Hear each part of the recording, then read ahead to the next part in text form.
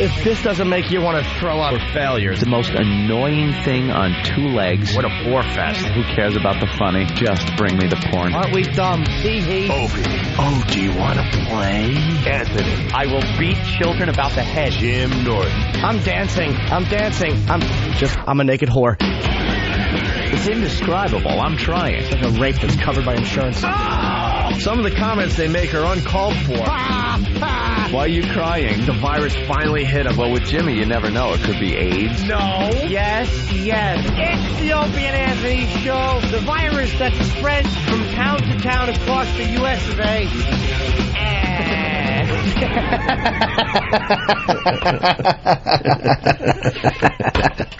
I hate you. But enough of this palaver. Let's get the show on the road. Do you get it? It's a virus. Yeah. Did you hear that? Endless promo. It's a virus. See, we're trying to tell you it's a virus. Did they get every movie clip about a virus? Just play a virus movie before we go on the air so people could get that this is a virus. A virus. We should call the show The Traveling Rocky. We could play all kinds of Sylvester Stallone clips. Oh, yeah, why not? Oh, it's endless. And what was that garbage on before us? Huh? I just noticed there's garbage on before us. Oh, now you're going to start trouble. Who gives a crap? Not me. This is only going to make sense to a couple of cities, I guess, but Too self-centered. the show before us had a whole discussion about Wally Cox. I don't know why. Why were they talking about Wally Cox? They love his last name. I believe the bit was, tell us who your favorite contestant is on Hollywood Squares. And Wally Cox, name came up because he was one of the celebrity guys on the So square. why would you discuss Wally Cox for 5 minutes? Yeah. There's no real reason. But if you are going to talk about Wally Cox for 5 minutes, why wouldn't you mention that it was alleged that Wally Cox was a roommate of Marlon Brando, and that he got on his knees for Marlon Brando? Yeah. Why wouldn't you mention that part of the Wally Cox history? I don't think that's what they're about. I don't think that's what that's about. Well, they solved my constipation problem because every morning I go into that bathroom as we get ready for our radio show. Yeah. And that dumb show's being piped into the bathroom. How long was I in there? Oh, Seconds. Seconds. Heck! And then they were having a discussion about the Subway Superman guy. Who isn't? Everyone is just talking about this guy, and not one person in the media wants to acknowledge that this guy is a illiterate kook. He's a nut, and he's illiterate. I was saying, everybody's giving his kids scholarships, money, trips to Disney World, things like that. Why can't one person... Look, I'll fess up some cash to get this guy an education himself. He cannot speak. He is in the public eye now. He's doing a Letterman. He's been interviewed by every news program, including the Ron and Fez show. How did that happen? Ron and Fez got him? Where's our producer? Black Earl got the Subway Superman for Ron and Fez. He had the inside, Oh, that's the inside right. angle. Yeah, that's true. And we don't get him. We get nobody. I know. We get nobody. That's one of the problems with this radio He's in show. the public eye. He's speaking. And this man, why can't someone just call out the fact that he cannot speak? He can't. He sounds like a blithering idiot. Give him money to go back to school. Yeah, give him some cash. Why is this one person saying give him cash? I think he's fine. He was yesterday when he was talking about the train coming. He put 1 feet here and 1 feet there. 1 feet's here, 1 feet's there. Oh, wait till you hear his Letterman appearance. Oh, wow. Was it? Holy Jesus Palomino. I had a better appearance and I didn't even talk. Oh, God, wait for the latest audio on the Subway Superman. But not one person, except for us. That's why I just wanted to let the listeners know this show is very, very different than everything else out there. You'll get a little bit of something that other people aren't talking about when you hear the same story being talked about. It's simple as this. You're on a subway platform, and a defected human falls onto the rails. Yeah. And your two kids are right next to you. Your two little kids.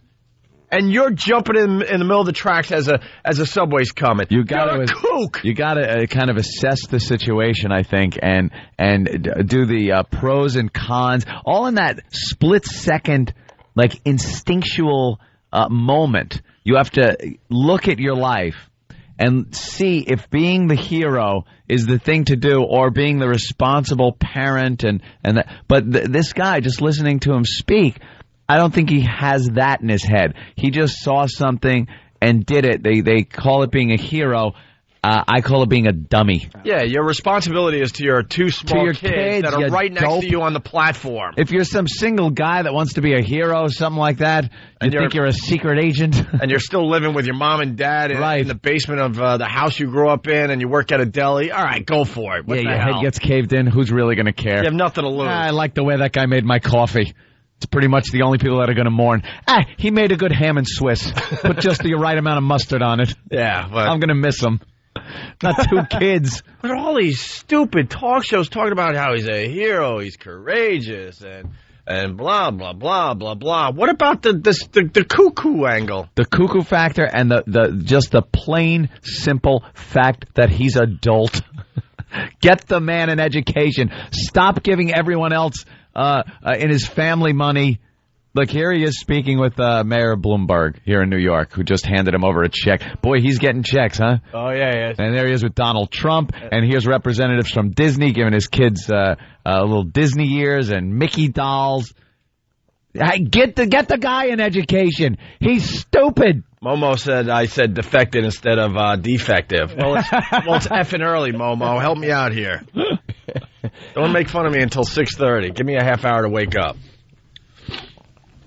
You get my point. The guy's a kook. I'll give Opie the benefit of the doubt until he starts sounding like this stupid Subway Superman. Yeah, thank you. Then we have to talk. Then I'm going to have to take you aside and have a little sit down. Have a powwow. I'll tell you one thing, this Subway Superman can't leap over. It's a pile of tall books.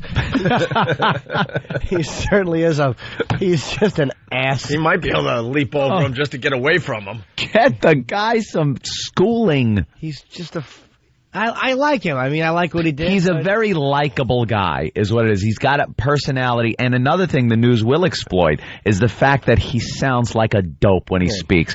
If he was well-spoken, boring, they wouldn't be putting him on the news. The fact is he says things like feats and wait till you hear the yeah, we got the audio now. Letterman clip. He says drugged by a train. He said drugged by a train? Drugged by Where'd he get that nice suit from? Oh, come on. I'm just watching the handshake he got from Letterman. Hey, Letterman, you son of a bitch. That's a nicer welcome and warm-up than I got. No kidding. Look, they gave him a suit, and it looks like he just jumped on another person on the subway tracks with it on. Look what a mess it is. Yeah, how do you mess up a brand new suit so fast?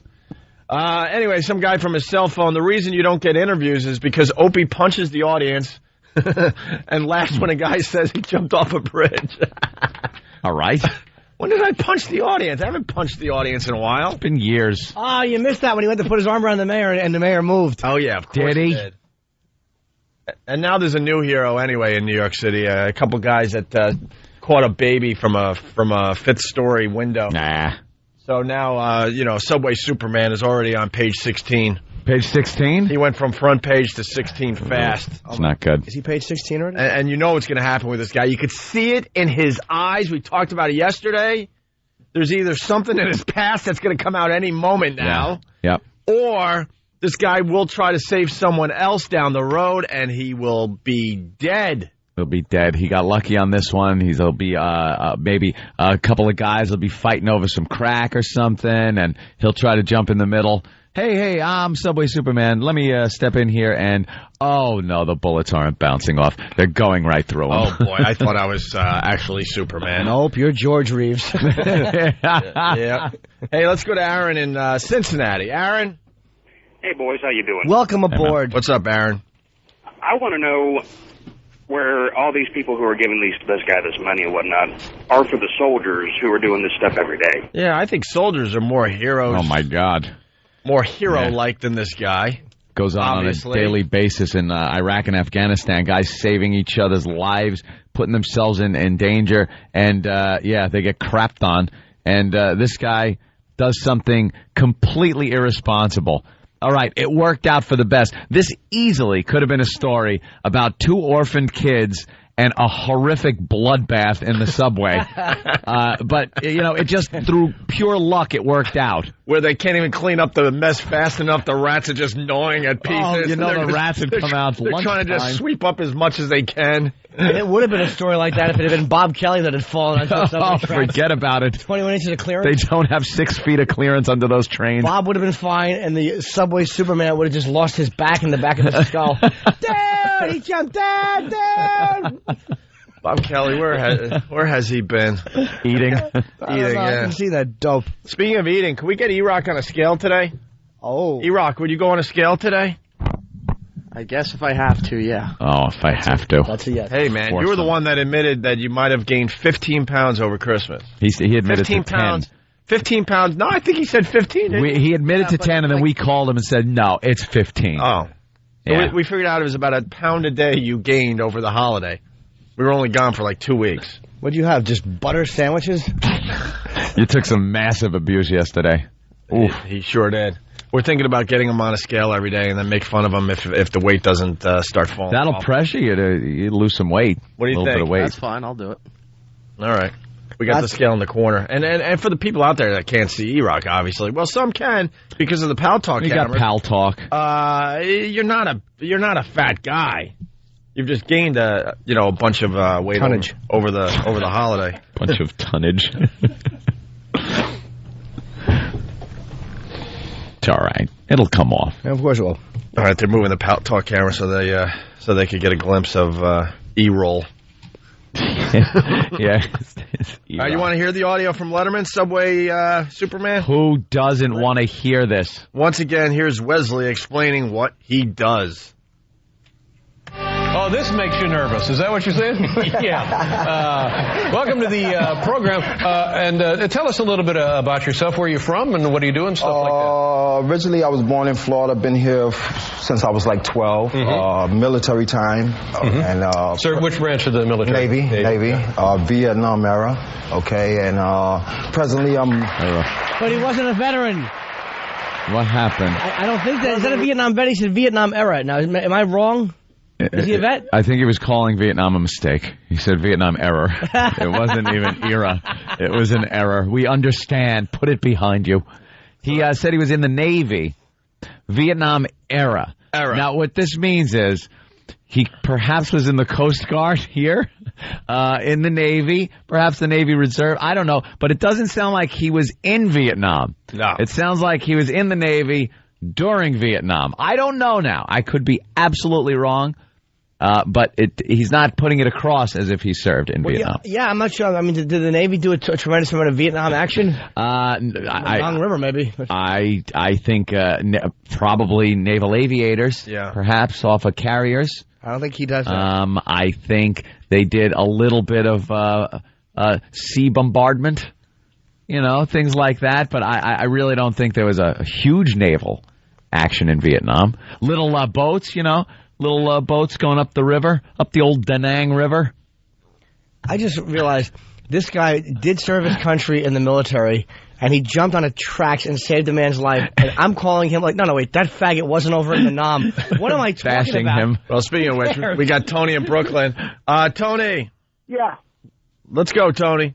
Yeah, how come you guys all you can do is criticize this guy? As a matter of fact, that's all you can do to everybody is criticize. Well, because we're dicks. Figure it out. We're asses. We're really, really mean-spirited, evil people who can't see the good in anything. We've been beaten down. Well, Tony, hold on, Tony. Let me explain this to you, though. There's a bunch of radio stations, bunch of morning shows right now talking about how great this guy is. Go and listen to one of them, I guess. Listen, we want to give you a different angle on things, and it's obvious. Oh, why don't you just continue talking? He's Tony from Brooklyn. Cowards. The city is filled with educated cowards. Is that what we are, Tony? No, you guys are funny, but you're thank you. off.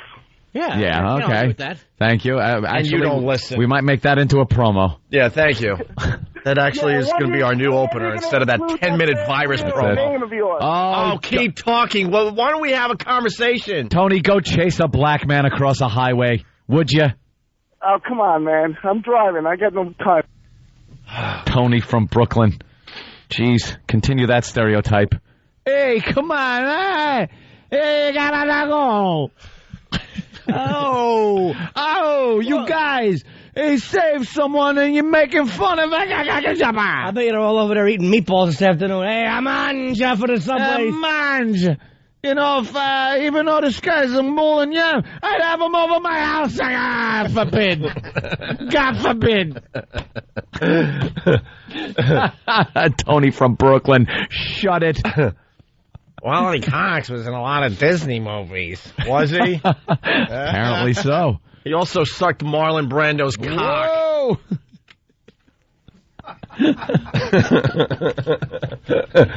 I hope you caught that, Al. Just wanted to test you early, Al. Is Al ever late for work? I hope not. That button just sitting there untouched as he's speeding here. Let's say hi to John in Jersey. John? Yeah, how you doing, guys? Hey there, Jan. What's up, John?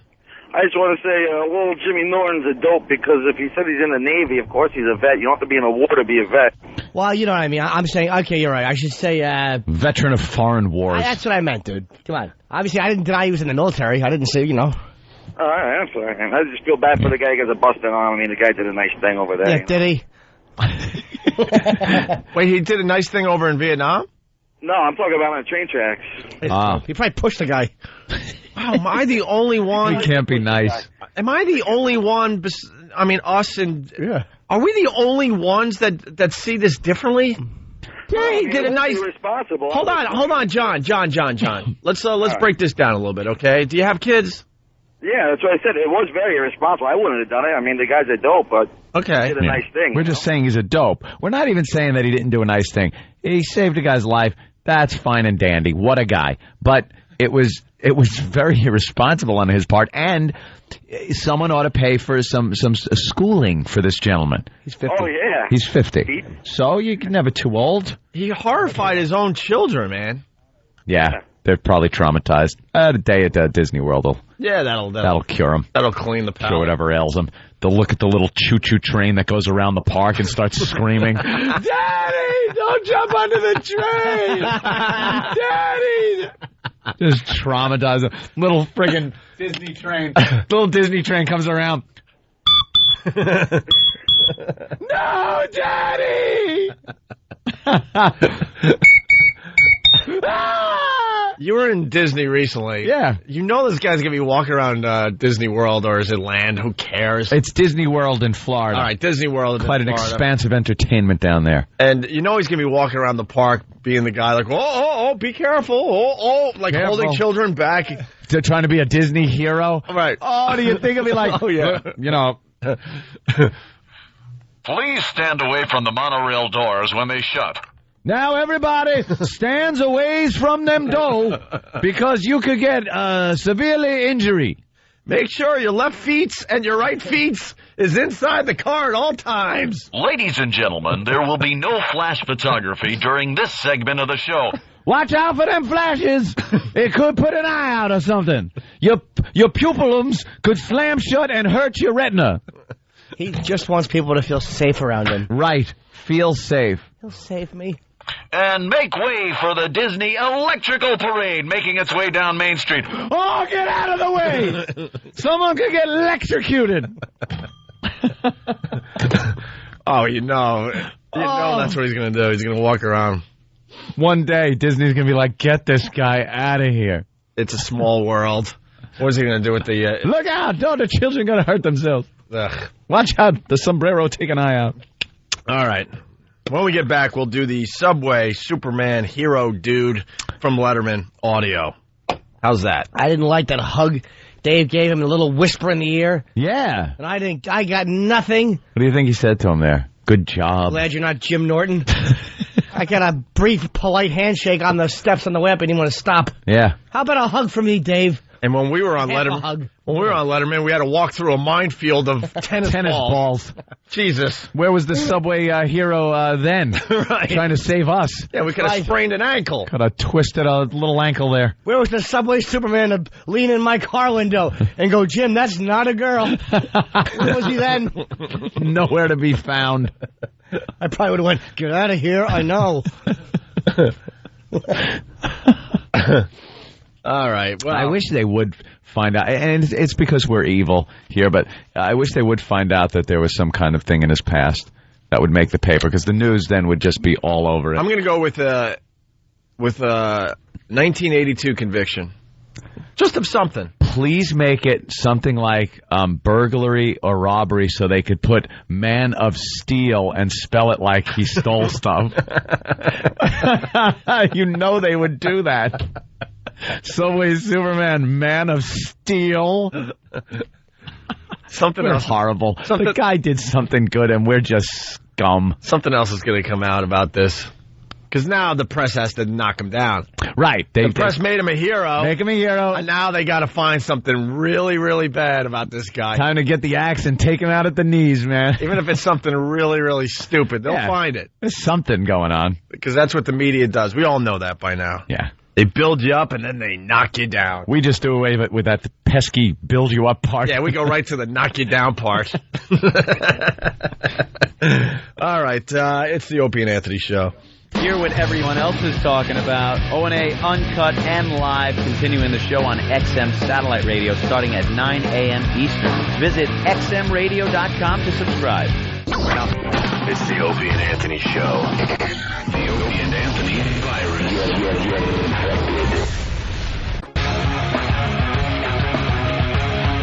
We're back with the Opie and Anthony Show. The O&A virus spreading across America. Day 2 being on in Syracuse, New York. Oh, yeah. What's up, Syracuse? I stop digging up my nose. What happened? The whole break, I was digging up my nose like a 4-year-old. Ugh. Phone number 1-866-313-FREE. That's 1-866-313-FREE. In the middle of talking about the Subway Superman, the hero. He was on Letterman last night. We were just getting into the audio, and then we went on a dumb tangent. Yeah, we do that. By the way, people asking if there's any sighting this morning. As far as the new girl goes, outside the window here? Yeah, we got a building across from us, and we can see in the windows, and there was a new girl yesterday with her clothes off. And E-Rock alerted us. Johnny on the spot over there told us right after she put her clothes on, thanks for nuttin'. And we've been looking for her this morning, but no sight. Shades are down today. What was she doing, E-Rock, when you were watching her? She having a snack? That's why you didn't want to run away? That looks delicious. What is she eating? Shades are down today, unfortunately. So we'll keep you updated on that. All right, here we go. Right back to the audio. Oh, this makes you nervous. Is that what you're saying? Yeah. Welcome to the program. And tell us a little bit about yourself. Where are you from and what are you doing? Stuff like that. Originally, I was born in Florida. Been here since I was like 12. Military time. And Sir, which branch of the military? Navy. Vietnam era. Okay. And presently, I'm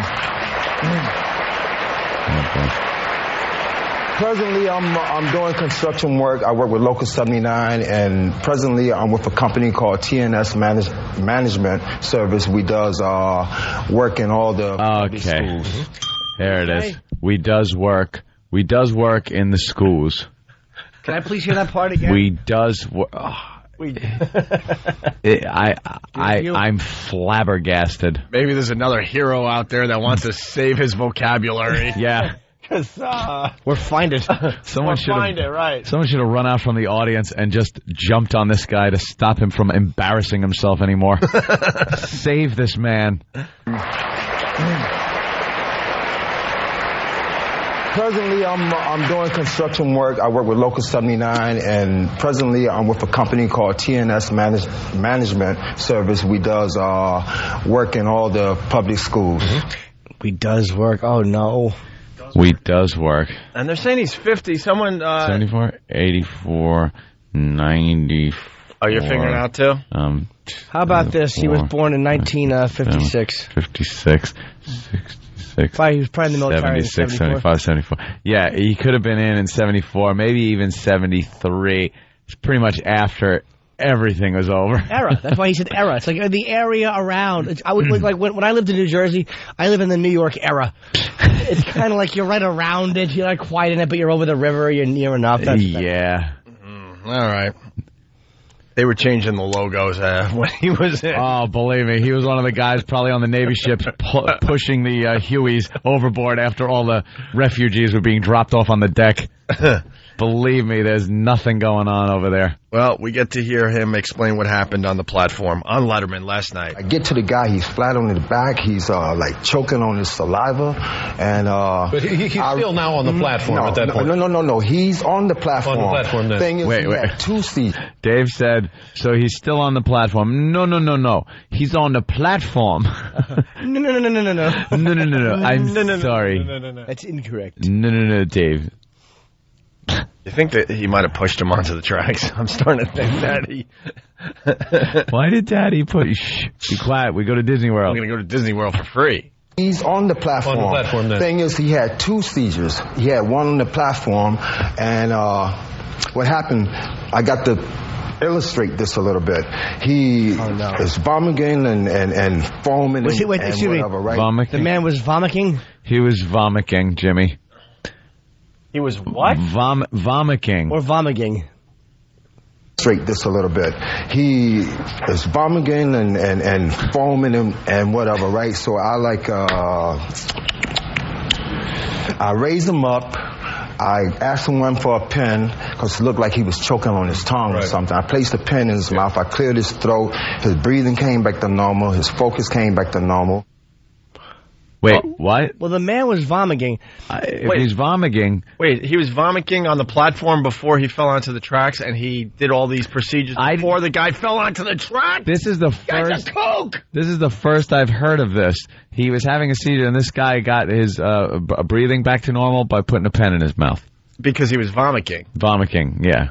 And he did all this before the guy fell onto the tracks. Before he fell on the tracks. Yeah. Okay, all right. Then he vomited on my shoes, and I kicked him onto the tracks because I was angry at him. All right, well.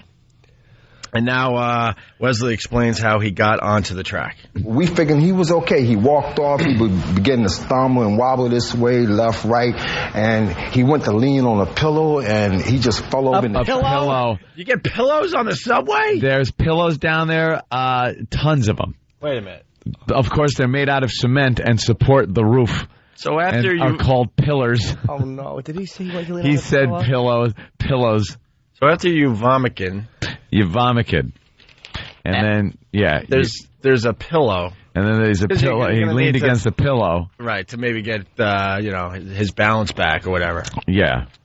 And this is after a full day of doesn't work at the schools. Let's say hi to Dan in Philly. Dan, what's up? Yeah, where's Grammar Man at when you need him? Grammar Man.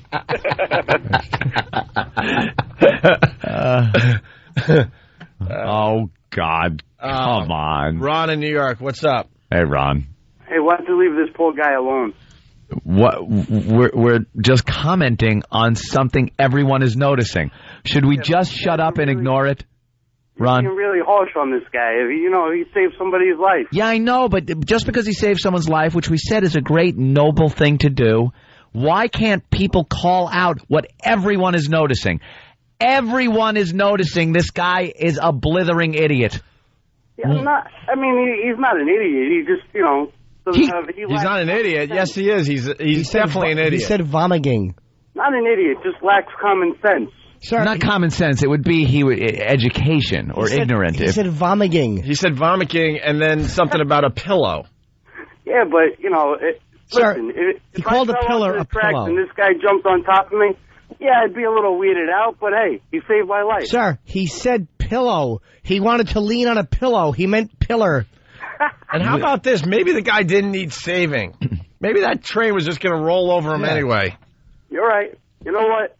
You're absolutely right. Get out of Thank here. you. All right, let's get back to the audio. Using Jedi mind tricks on that guy. Wait, we're up to 3, though. What was the first one? The first thing? He does. This today, he does. I does a lot of work in the schools. I does a lot, right? Yeah. And then it was vomiting. Vomiting. And he wanted to lean on a pillow. A pillow in the subway. Because they're all over the place for you. Yes, they are. So you can take a break. It's the VIP room at headquarters. That's where the train comes through. And he went to lean on a pillow, and he just fell over in the track backwards right in the gutter. Yeah. And I ran over, and I'm looking down. I ran over. The train. I ran over. He ran over. That's wrong on 6 different levels. In the gutter, and I ran over, and I'm looking down. There's an oncoming train. I'm like, wow, what do I do? And the train that just pulled out and took all the guys. I'm the only guy there.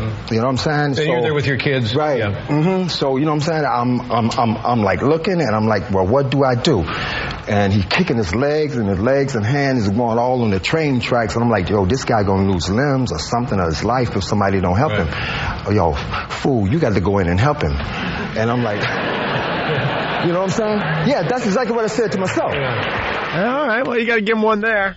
Nice Got to give him one there, right there. That's good. He said fair is fool. fair. He called himself a fool. He's calling himself a fool. Let's go to Dominic. Was irresponsible. He finally said something they could all relate to, like, yes, you are a fool. You fool. Applause. They're all relieved that he knows it. You called your feet twice.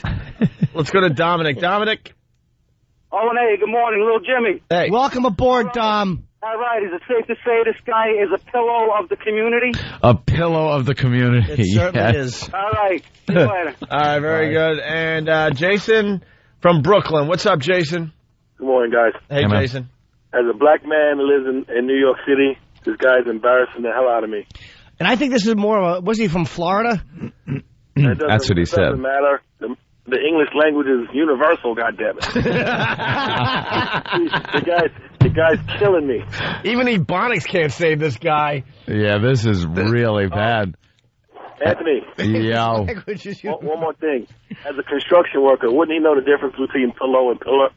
Yeah, you better. Punch it out. He's not putting up some ceilings with pillows under him. I know. Maybe he's working for Robert Reed, the fancy house that lady wanted. The big Mike Brady. The Powder Puff house? I wanted to open like a compact. This guy just... Oh, that's silly. This guy's just making a bunch of one-floor soft houses that are collapsible. In addition to saying, I've got to help this guy, you thought that you didn't want your daughters who were with you to have to witness something horrific like this. Yes. So you handed them to a bystander and said, here, take care of my daughters. What happened was the 2 ladies that was assisting me, they took my kids, right? Yeah. Because when the guy fell, I looked back at the ladies, and I'm like, yo, hold my kids down. So he did again. Could you please replay that again? Dave describes exactly what happens, and this guy goes, no, and then says exactly what Dave said. Start from the beginning? Just the part. It's quick. Yeah. In addition to saying, I've got to help this guy, you thought that you didn't want your daughters who were with you to have to witness something horrific like this. Yes. So you handed them to a bystander and said, here, take care of my daughters. Was the 2 ladies that was assisting me, they took my kids, right? Yeah. Because when the guy fell, I looked back at the ladies, and I'm like, yo, hold my kids Hold down. my kids. I got to go do this. Right. So this is an interesting facet of this, because not only are you protecting the guy who had the problem, Cameron, and yourself, you're really also protecting your young daughters. Yes. So it's the instinct of a father there in many different ways. Come on. Where were the applause? Come on. Wow. All right. And Wesley says what he was thinking as the cars went over his head. Oh, boy. Right? Well, let's go to Dan in Albany. Dan, what's up? Hey, Opie. This guy's lucky enough to give the guy UPS. Yeah, do we have that clip? Oh, my God. Yeah, do you have that clip? All right, thank you, sir. Damn. Yeah, we have a fine clip we play from time to time on this show. Yeah, this, I think, is Wesley's sister. Wesley's sister? Was this part of the Boo Got Shot? Or is this another one? This is different? Yeah. Okay. You got it? This was apparently some woman who was being interviewed by the news after seeing a man in some type of trouble. Here it is. I seen the cops knocking the truck window out, and I thought they was giving the man UPS. I thought the man was dead. That's the way it was. Giving the man UPS, which, of course, is a life-saving technique that you mail to people. What? Oh, my God. One more time. Better hope the mailman's not late that day. I seen the cops knocking the truck window out, and I thought they was giving the man UPS. I thought the man was dead. That's the way it was. That's the way it was. And then this one, just try to figure it out yourself. I love this one. A newswoman or a news person interviewing a woman who got trampled during a video game console giveaway. Oh, that's right. Yeah. At a big store. Yeah. Look at my knee. I'm hurt. Hit man don't tell me. I just started kicking the people in the balls and everything. You know, they was stressed out. I couldn't breathe.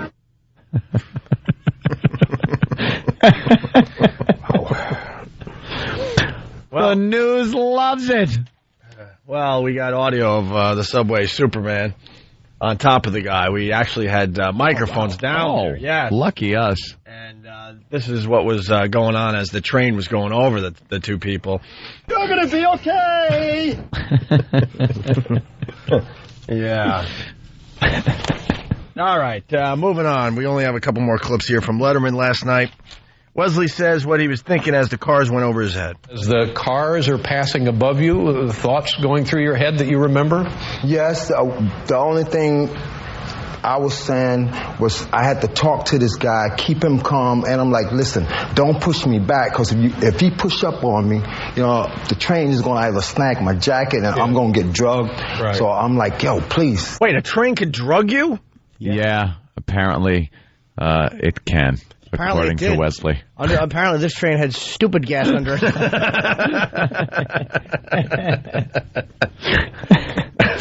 I'd never seen us called the a-hole word more in my life. Oh, I know. It's coming in like crazy. Well, the poor kid that got rescued, boy, this honeymoon's about over. Yeah. He's commenting on Wesley, the hero that saved him. It was all because of this terrible, awful Negro. You know, no gratitude. No gratitude. That's a good thing too. Like, don't push you off. That's kind of like when you're thinking like the guy's coming out and he just hears all this noise and the guy's on top of him. Your instinct would be to push him off. Oh yeah. You gotta suck. You're helping a guy and you get dragged. Drugged. Don't. No. You get drugged, Jimmy. Push up on me, you know, the train is going to either snag my jacket and I'm going to get drugged. Right. So I'm like, yo, please, stay still. And then, like I said, it was so noisy up top, and, you know, my two girls was up there, and I didn't know who had them. So I had to scream out, everybody be quiet. There's two young girls up there. I'm their daddy. Let them know that their daddy is okay. Yeah. As a train was going over him? Nutty as a fruitcake. Could he have yelled something quieter? There's two young girls. They're black. They're about 4. How about Daddy's okay? Yeah, right. Do they think they're going to confuse him with... My dad's on the train tracks. Well, which one, honey? There's 40 people down there. My two girl. Yeah, my two girl. Jim in Pennsylvania. What's up, Jim? Hey, Jim. Hey, man. Hey, you know that mini-me commercial with Geico where they, you have the person standing there and they're talking and then they have the spspokesman. The actor? Yeah, the sure. Professional spokesperson. Yeah. That's what he needs. He go for Vern Roll or whatever his name is. Yeah, they should have had one of those on Letterman last night. I think Jim commented on this superhero. He stinks and I don't like him. Wow. You're a one-trick pony with superheroes. Spider-Man and this guy. Let's go to Todd in Massachusetts. Todd. Hey, Owen. Hey, Jimmy. How you guys doing? Godspeed. All right. Hey, how would you like to be the guy doing closed captioning for this show and trying to read along with it? Yeah, what does the closed captioning guy do? Just starts pounding the keyboards with his fists. This should be good enough. Just punches the keyboard. Do you think they correct it on the closed captioning? A little bit. But do you think they correct like drug? Yeah, they probably do. And does work? Yeah, probably. I don't know. Sometimes I just type in quickly. Yeah.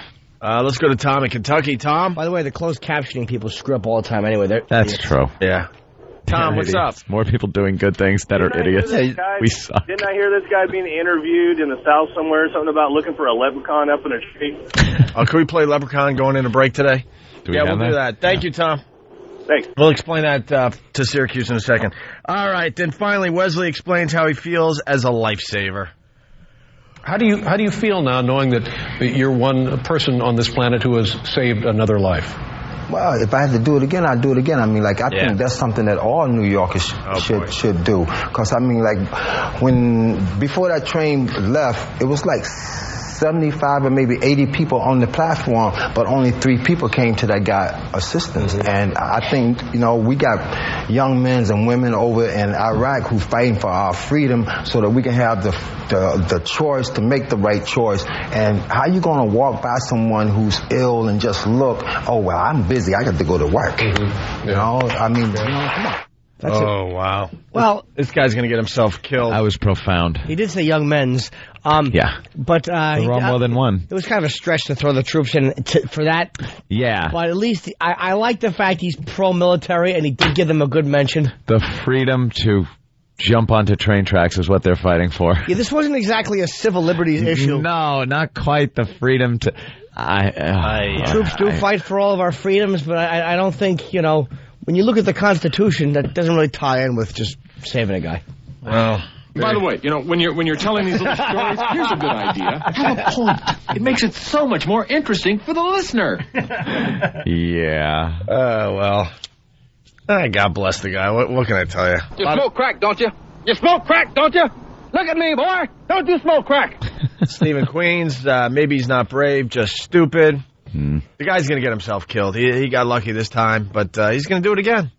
Well, and the results are going to be a lot different, unfortunately. Well, if it's not and he saves another person, this guy will just be... Maybe he is a superhero. Look, I was a hero recently. I was getting some Starbucks, and I was outside with my Starbucks enjoying it, and a lady comes out. Yeah. And she had a big latte of some sort. Yeah. And she tripped and fell. And keys and cell phone and pocketbook went flying all over the place. What'd you do? Wow. And latte all over the place. And I helped her up. Would you grab her arm or by the hair? I assisted her. Pull her up by the hair. When that type of thing happens, of course, as a New Yorker, you threw my body on top of her and told her to be still. Well, you guys have your small little ways of helping, but I actually did directly save somebody's life. Did you? Yeah. He's lying. No, I'm not. You can see it in the eyes. It's silly, but it's embarrassing to admit, but I did save a girl's life. Yeah? I put a condom on. Oh, well, okay, that's not a lie. I've just been handed Down syndrome karaoke. Oh, God. It's going to be one of those shows today. Oh. What, typical? Oh, boy. Yeah. All right, as we go to break. So, in other words, Wesley sings? As we go to break, we got the Leprechaun story. Leprechaun was spotted in a tree in Alabama. Was it Alabama? It was Alabama. A bunch of people, I guess in the area that the Leprechaun was spotted, commented, and the news was there. Yes.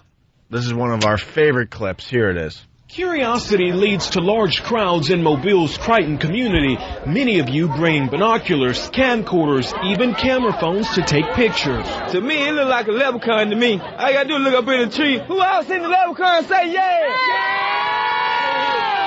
Eyewitnesses say the leprechaun only comes out at night. If you shine a light in its direction, it suddenly disappears. This amateur sketch resembles what many of you say the leprechaun looks like. Others find it hard to believe and have come up with their own theories and explanations for the image. My theory is it's casting a shadow from the other limb. Could be a crackhead that got hold to the wrong stuff. And it told him to get up in a tree and play a leprechaun. We're going to get down to the bottom of this. Yeah, still on there, guy. Don't be afraid. Don't be afraid, man. This guy helping to direct traffic says he's prepared for his encounter with the leprechaun. He's suited up from head to toe. This wars off spells right here. This is a special leprechaun flute, which has been passed down from thousands of years ago from my great-great-grandfather who was Irish. I just came to help out. Others just came to get lucky in hopes a pot of gold may be buried under this tree. I'm gonna run a backhoe and uproot that tree. I want to go. Give me the go. I want to go. Call the Opie and Anthony Show right now. 866-313-FREE. Opie and Anthony. Yo, this show rocks. Thanks, buddy. Where are you calling from? Thrasherville, USA. And what do you got for the show? Pain. This place is painful enough, buddy. If you have a point that's relevant to the topic at hand, call the Opie and Anthony Show at 866-313-FREE. Rock! It's the Opie and Anthony Show. The virus is spreading. Get infected. Opie and Anthony!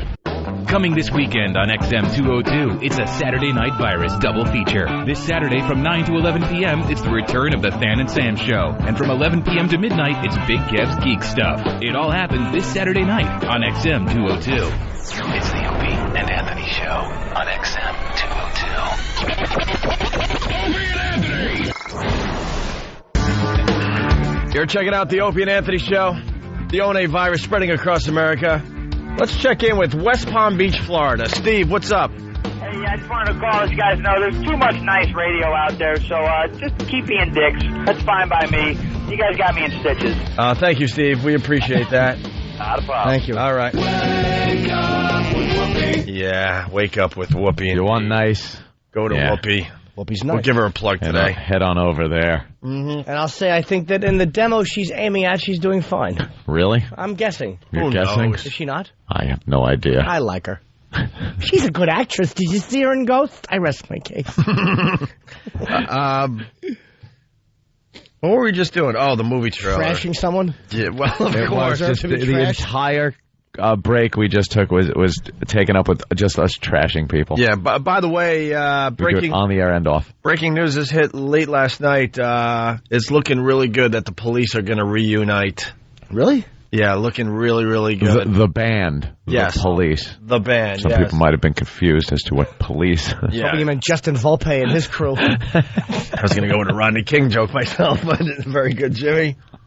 Mm-hmm. I just couldn't think of any of the names of those cops. Yeah, I know. I was trying to figure out how it would make sense. But, yeah, I guess Sting is done with his stupid loot and his looting. Him with his loot. And it looks like it's looking pretty good for a police reunion. That's breaking as we speak. He decided he was going to play songs that weren't written 300 years ago. Yeah. Was it like 300 years ago? I think even, The loot? Let's call it 300 years ago, sure. 500 years? I think it was more like 500 years, yes. Can I say, we went to see that. We went to see him play the lute. It's very rarely I wish I was Patrice O'Neill, but I wish I had his moral, probably just lack of humanity. I'm looking at moral courage. Tilda. Is it a tilde? It's a thing. Is that what that's called? It's a curvy thing. Tilda. And he writes for the Special to the Times. What? Yeah, exactly. Not the Times, something called Special to the Times. Special to the Times. That's the retarded section. Anyway, you've probably... The page is covered in plastic. When you drool on it, you can just wipe it off. Yes, it's a paper / wee-wee trainer. Give it to the dumbbell running around your apartment. Oh, by the way, Codename The Cleaner got 4% positive reviews from Rotten Tomatoes. This is very good, E-Rock. I got to give you credit on this. His last movie, The Honeymooners, Cedric the Entertainer, got 14% positive review. Oh. So 2 movies, he's up to 18% positive reviews out of a possible 200%. Bombing more. I'm going to say, how about movies like, whatchamacallit, The Barbecue? Or like, he's done some bad movies, man. Yeah. Well, we've all heard the trailer. We've seen the trailer, but we were listening during the break, and we got to play it now.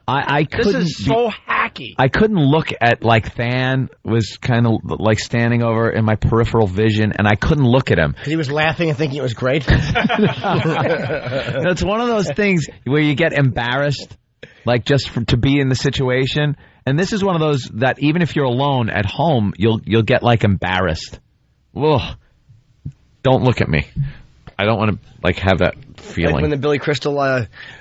can you dig it? I knew that you could. People don't want to make eye contact. It's like being awake. Nobody wants to, like, make eye contact because you don't want to realize the gravity of the situation. Yeah. When there's something completely unfunny happening, you just don't want to look at other people. It's like, all right, this will go away. Yeah, it's like, oh, this will go away soon. They're trying to be funny. It's not working. Yeah. All right, here we go. Everybody thought Jake Rogers was an ordinary guy. Did we? Until the day he woke up. with no clue what happened. I woke up next to a dead FBI agent. What is your name? No chance for survival. I'll go down. And no idea who he is. I am Special Ops. Try Special Mops. You're a janitor. Can you dig that? I'd do the chuka. Oh, a playoff spin. It's out Friday wide. That Roland. is a politically correct woman joke. Yep. Right there. That's a politically correct woman joke. Yeah. Women like edgy stuff, though. I'm talking in Hollywood. In Hollywood-wise? Sometimes they like edgy stuff. The majority of them, though. An axe. That's the type of stuff. Exactly. Exactly. That's the type of stuff a lot of them write. Wow. Instead of Special Ops, he's Special Mop or? Special Mops. Wow. Because he's a janitor. A janitor, I get it. Now it's You're funny. a janitor. Room raider. How do you solve a murder? I'm some kind of Black Rambo. Yes, you are. And you know what the joke is? I almost hit my teeth on the microphone. Of course. Now that would be the joke if it wasn't a good-natured movie. That's right. Like the one reviewer said. Of course, some kind of Black Rambo. That joke's been made for years. That's true. We all know it's. Of course. Okay, Blambo. When the only Excuse me. It's not Blambo. Another woman joke. Yeah. Who is that? Was that Lucy Liu? She's funny. She cracks me up. The Asians. Hilarious. Hilarious people. Oh. God almighty. Stop it. I've never seen a funny Asian woman in my life. And that might not have even been her that said it. Okay, Blambo. How about Nambo? If you're not going to go with Sambo, how about Nambo? Or Cambo? Or Spambo? Or Gigambo? A million of them. Blambo. Blambo. That's not the joke. No, of course. When the only witness has lost his mind. I'm undercover. You're Dutch. You have never heard of Dutch chocolate? Ricola. New line. Okay, terrific.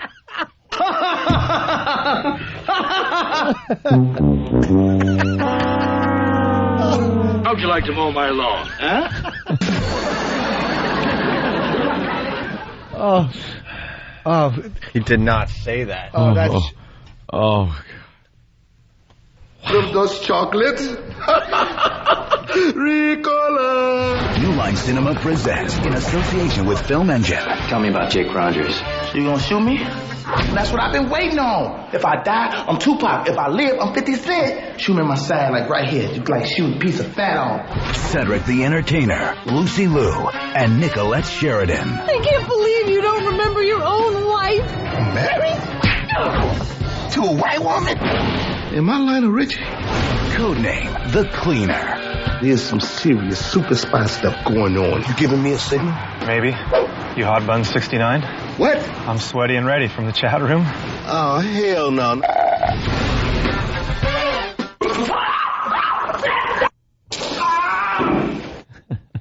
What's all those sounds? Guy. I'm sorry, what was all those sounds like? After every weak line, it's like... That's what they do in the movie trailer. Are you ready for Freddy? They sweeten it. Frankus. Frankus. That's how a lute song should end. And I, Frankus. Yeah. Well. Oh, he is... Oh, my God. How long is he going to be able to call himself the Entertainer when he hasn't done it? It's like Wesley the Smart. Wow. Just doesn't fit. Next year's going to have to be Cedric the Guy. Or how about Cedric the Rich? Yeah, well, that he is. Wow. Unfortunately. Wait a minute. Hold it, Jim. How about Jimmy the Obvious? Yeah, right. Jimmy the Bomb. Oof. All right, well, believe me, Cedric, there's something wrong with that. Yeah, that's just god awful. All right, Down syndrome karaoke, new heroes catching babies from the sky, and kids imitating Saddam's execution. Yeah. All funny. So we got a lot of laughs coming up. And we got Louie C.K. stopping by again today. Oh, Ooh. Yeah, he's got Caroline dates. I highly recommend you go see Louie C.K. At Caroline's in New York City here. If Oh, you're I in don't the area. know. He uses some very salty language. 212-757-4100 for tickets to see Louie C.K. More with the Opie and Anthony Show in just a bit. It's the Opie and Anthony Show. The Opie and Anthony virus. Fuck you! Fuck you! It's the Opie and Anthony FU line. When you feel like telling someone to fuck off and you don't want to do it to their face, call 866-FU line 1. That's 866-FU line 1 and give them a healthy, hearty fuck you. Call today. Fuck you! Fuck. Fuck off! Fuck you! You fuck!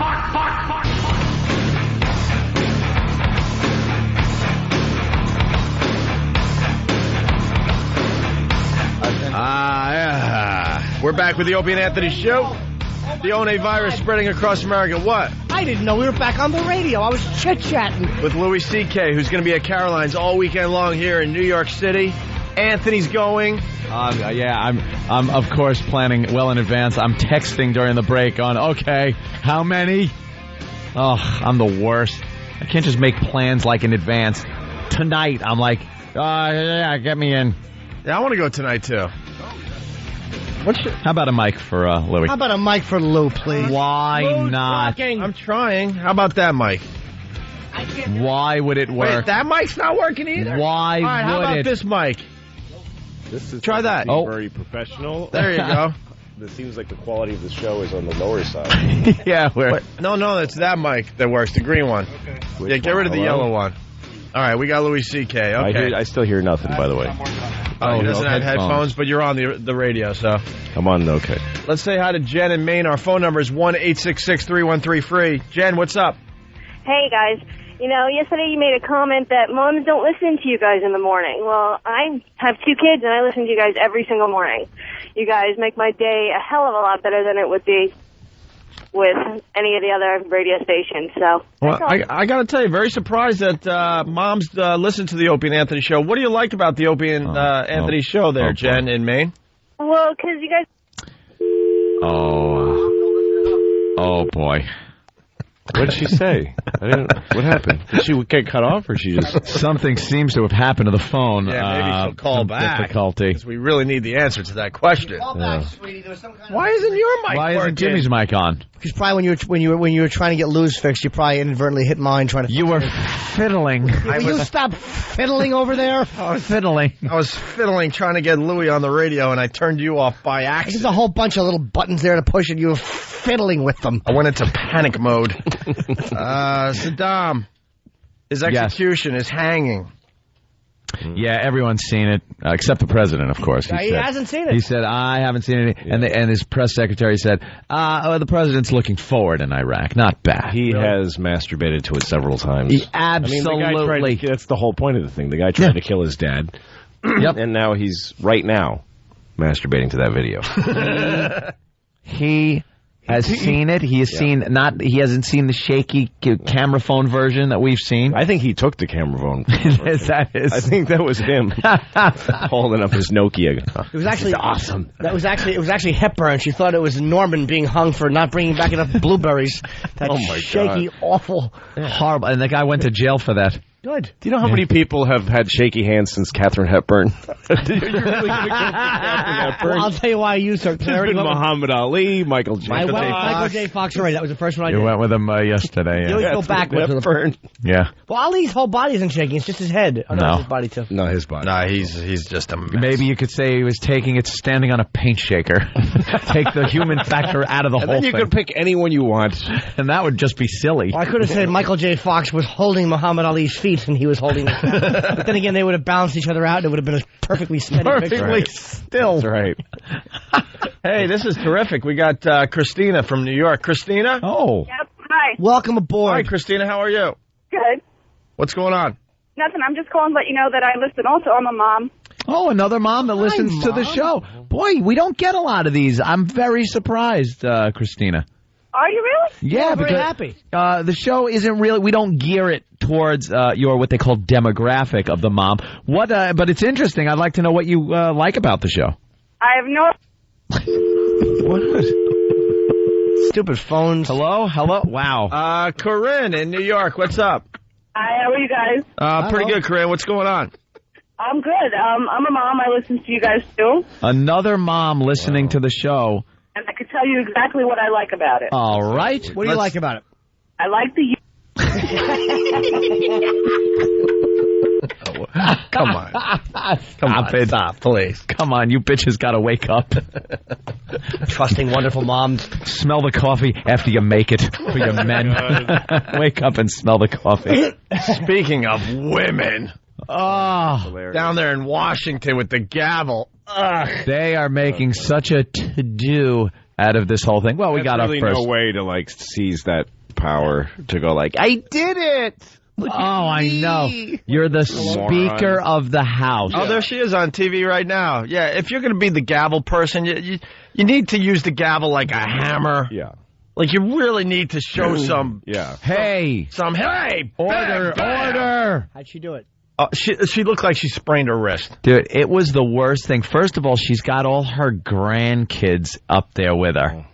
Just act like the Speaker of the House. Yeah, right. Yeah. Don't act like a woman Speaker of the House. That's right. You should be cleaner of the house. Scrubber of the toilet. How many moms still listening? I remember they might show... Well, that's a man. No, that was a man doing it. You can tell, even though they just showed the gavel. I want to see her gavel. Yeah, you got to see her gavel. It's hilarious. You know what? The liberal media isn't going to show it because she looks weak.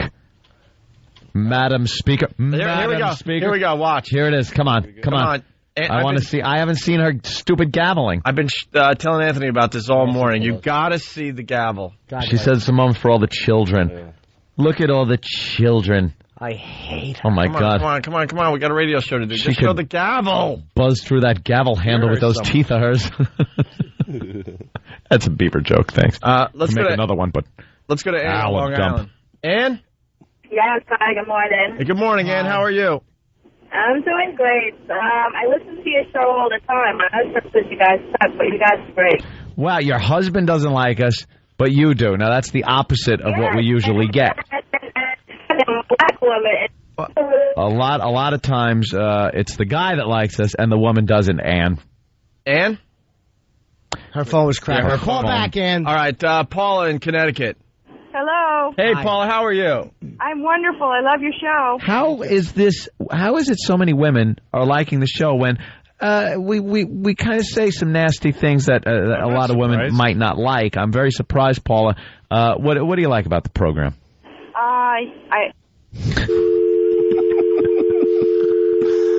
Funny every time. Marion in Connecticut. Funny every time. Hi, Marion. Hi, Marion. I'm fine. How are you? Good, thanks. A little nervous to be on the radio? Hi, I'm fine. How are you?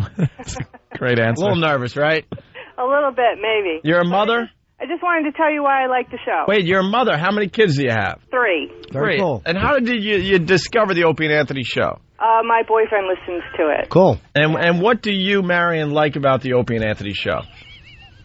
She hung up. All right, they're on to us after 18 times. They're uniting against us now. Yes. Yeah, Madam Speaker is just be the Speaker of the House. No. Don't be a woman Speaker of the House. Be the Speaker of the House. I remember when Ann Richards, the governor of Texas who died of being old and gross looking, I saw her making some speech, and somebody asked her, how come you don't talk about women's issues? And she said, you know what is a woman's issue? National defense is a woman's issue.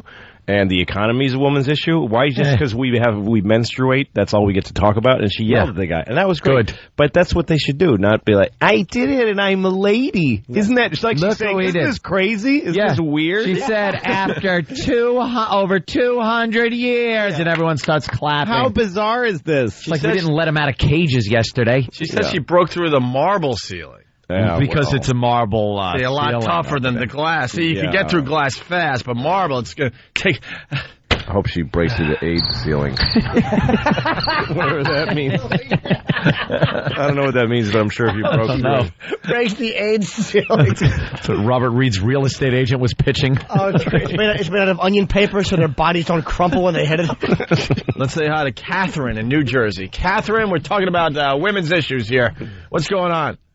Nothing much. I just wanted to call and say I've been listening to you guys basically since Mayor Menino passed away, and I know better, so I'll hang up on myself.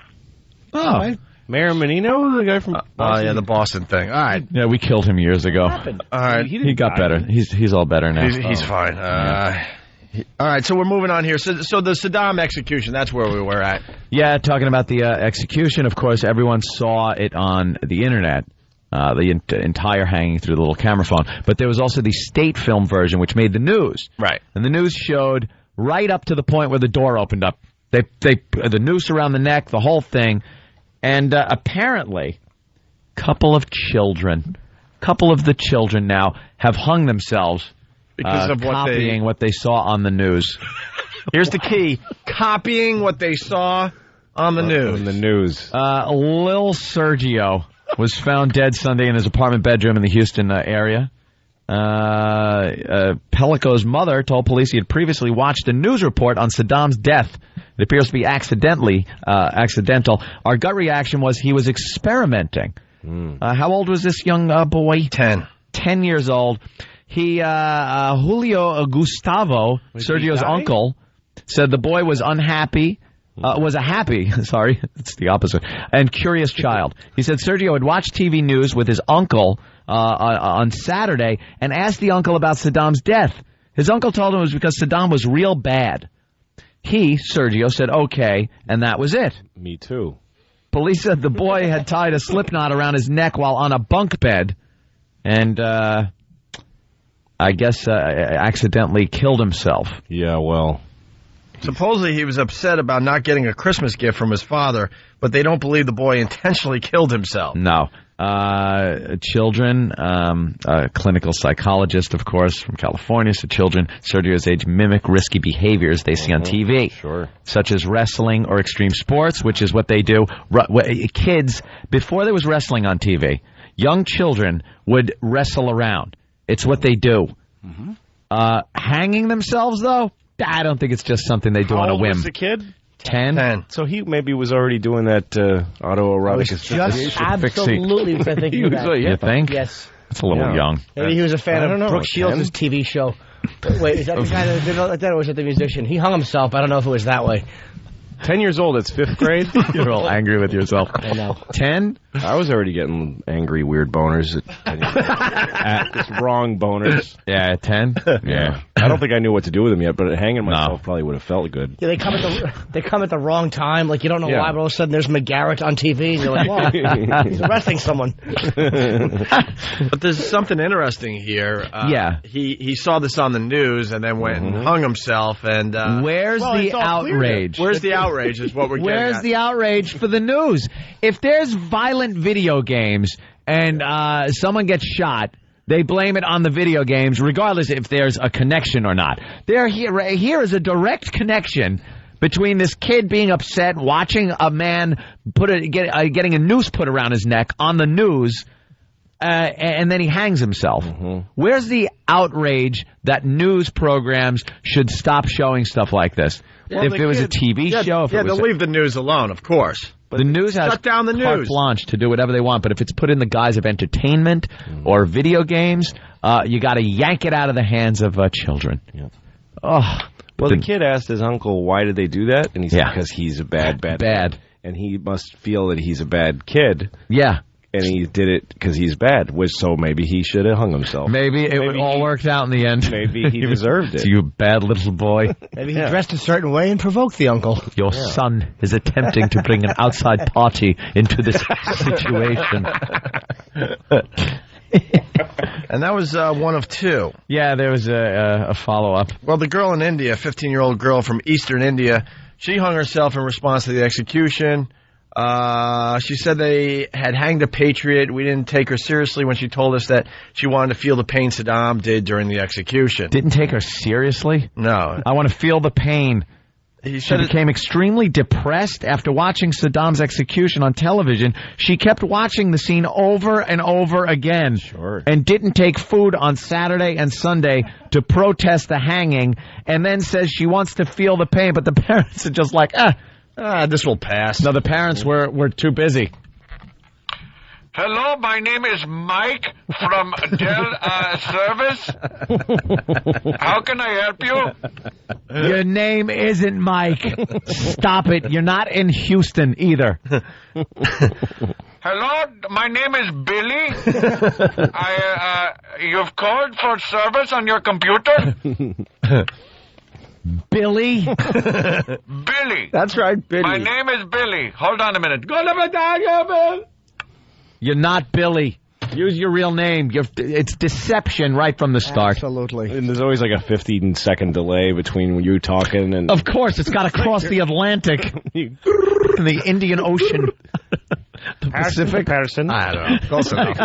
I don't know. Close to the North Pole. When will Dell realize it's stop using foreign people? I made a call to Mac recently, and you know what? It was a lovely American. You get a big fat nerd. You get a big fat smelly nerd. I like geeky people like that just know. You talk, you go, yeah, I'm having a problem. I'm getting this error, number 685 on an executable. Dude. All right, hold on. Is it fixed? Yeah. Of course it is. So there you go, 2 hangings. I sit there going with a guy with a flow chart. Is the computer plugged in? Did you push the on switch? Is your coffee cup holder out or in? Nothing better than the old CD-ROM coffee cup holder gag. Or the foot pedal. There's another favorite. What do I use the foot pedal for? That is a mouse. Let's go to Betsy in Jersey. Betsy. Hey, You, guys. me, Betsy. Betsy. I love this show. I cannot start my day without breaking a rib from Jimmy. Jimmy, I love you. Oh, thank you, Bets. I think this kid, okay, is being done a disservice because he doesn't have a proper virus by listening with his mother. What kid? Uh-oh. Oh, my God. Now boy. uncomfortable laugh. Yeah, and Hang up. the hang up. She hung up on her own. Goodbye. Oh, Betsy. All right. Betsy. See. The one who likes me is a dope. Betsy. Let's go to Emmy. Judgment, Betsy. Yeah, think it out. Yeah. Is Emmy a new name or an old name? Emmy? Yeah, is Emmy old school or is I this think like it's- one of the newer names out there? It's one of those coming back around ones. Yeah. Emmy, Hey. what's up? Hey, how you guys doing? I just want to say that I love you guys, and I love you guys because when you talk about women, you ask us what we think. So right there, I think that you guys When are the awesome. hell did we ever ask you what you think? Exactly, but you're doing it now. What? So, and as a lesbian in Boston and listening to you guys and listening to you guys talk about feminine issues and stuff like that, that's pretty cool. So you guys should pat yourself on the back. Feminine issues? Feminine issues. Is Emmy short for retarded? I don't remember that being. We always cover all the hard-hitting feminine issues. We and just that's why I bash love the you new guys. Speaker of the House. Well, let's ask Emmy, what are some of the hardcore feminine issues these days? Well, I think I said feminist, but that's cool. I think some of the biggest issues right now, especially with that Speaker of the House thing, if you're going to be a lady, it's not enough to be a lady. You need to have presence. You need to come correct. You can't just sit there with a limp gavel and expect anybody to listen to you just because you're a woman. So you need to earn your respect. Yeah. No, I don't. You don't agree? You know, it would have been great if she would have just used a strap-on gavel. And she could have just moved her hips a little and just tonk, tonk, tonk. Come to order, everybody. I'm waiting for the YouTube video where they take her with the gavel and replace it with some kind of marital aid. Marital aid. Marital aid in her hand instead of the gavel. Yeah. Yeah, I still don't know why women listen to you, but we do. We love it. What can we say? So thanks, guys. We'll see you for a while. You rock, and have a good day. Thank you. Thank you. All right. That's why we don't take a lot of calls From women. from chippies, From Gals. chicks, broads. Dames. Holes. Cum collectors. Oh, hey, I don't think some of the audience heard that, Hopi. But like, as if the guys that call this show are such geniuses. Oh, I know. Like the guys that call here are just believe me. It's amazing the free service you're getting from those people. We know. All right, we're going to regroup. Louis C.K. in studio, Caroline's all weekend long here in New York City. A bunch of us are going tonight and tomorrow. So Great, good. Tickets going fast, 212-757-4100. This is the Opie and Anthony Show. Call the Opie and Anthony Show right now. 866-313-FREE. Oh, and hey, who's this? It's Opie and Anthony! What do you got for the show? Nothing! So, why'd you call? Salami! If you have a point that's relevant to the topic at hand, call the Opie and Anthony Show at 866-313-FREE. Hello? Hear what everyone else is talking about. O&A Uncut and Live, continuing the show on XM Satellite Radio starting at 9 a.m. Eastern. Visit xmradio.com to subscribe. It's the Opie and Anthony Show! The virus is spreading. We're hanging with Louis C.K. on the Opie and Anthony Show, talking about computers during the break. Yeah. That's a really interesting story. Louis was telling us, you got to redo the story now, unfortunately, for about 1.5 million, 2 million people. But basically, Louis was talking about how he found a computer just laying on the sidewalk here in New York City. Yeah, I was walking down the street and I saw a computer next to someone's garbage can. Where were you going? Where was I going? Yeah. People who ask like completely impertinent questions. It doesn't matter. Yeah, we go home. And I found this computer and I just picked it up, took it home, and I kind of like mechanical stuff and fixing things. So I took it home and I plugged it into my monitor. I just this is everyone's worst. Yeah. This is everyone's worst fear, by the way. You throw a computer out, maybe right next to the garbage or on the sidewalk, and you're like, who really is going to take my old computer and get into it? But Louis actually did stupid this. people that don't know would do this. So I plugged it in and got it charged up and just started looking through this guy's whole life. This dude read his emails and he didn't erase anything. He just was all right out there. The thing is that it was broken. The power cord was broken, but it was a standard power cord. It was the same as every computer. It's like every computer runs on the same power cord. That's all that was wrong with this computer? That's all that was except wrong with maybe it. being outdated or whatever? Yeah, it was pretty outdated, old thing, but it worked, and I got it charged up and read all his whole life. And basically, I know everything about this guy. I didn't remember his name. Otherwise, I'd happily tell you. Yeah, right here on the air. He was a gay guy from somewhere outside of Buffalo, estranged from his parents because they didn't like that he was gay. His father didn't speak to him anymore. Did production on a radio program. Wait, how did you know that from emails? Dear faggot. Well, there was some friend of his father's who he wrote to try to get to his dad. Like, please ask my dad to call me. And, so he was estranged from his father for being a gay gentleman. That's right. Yeah. And then he was writing plays. He was here trying to write plays. Well, jeez. Yeah. And I read the plays. In between interior decorating? They're awful plays. Awful. You got to read his plays. I read one of his plays. God, you had really awful. A lot of time on your hands. I did. And it's before I had kids. You can't do that. It was a bad play? Terrible. And then what happened was he started getting depressed and into credit trouble. He became, he had a problem using credit cards too much. You'd go to Neiman Marcus and spend all his, or whatever it is, Barney's. And then he went home to his parents' house and stole their retirement fund money and used it to pay his credit card bills and ruined his father. And his father, who was retired, had to come out of retirement and go back to work. His gay son, so that's really the father's story, yeah. The poor father, his gay son ruined his had to go life. back to work At the age of 70. He had to go punch in at Walmart. He came out of the closet. His father had to come out of the retirement. What an awful life. But I learned all of that by finding this guy's computer. Just some guy's computer on the side of the road, yeah. People are more savvy now, though, I think, to make sure they don't just leave that out. I usually pull the hard drive if I throw away my computer.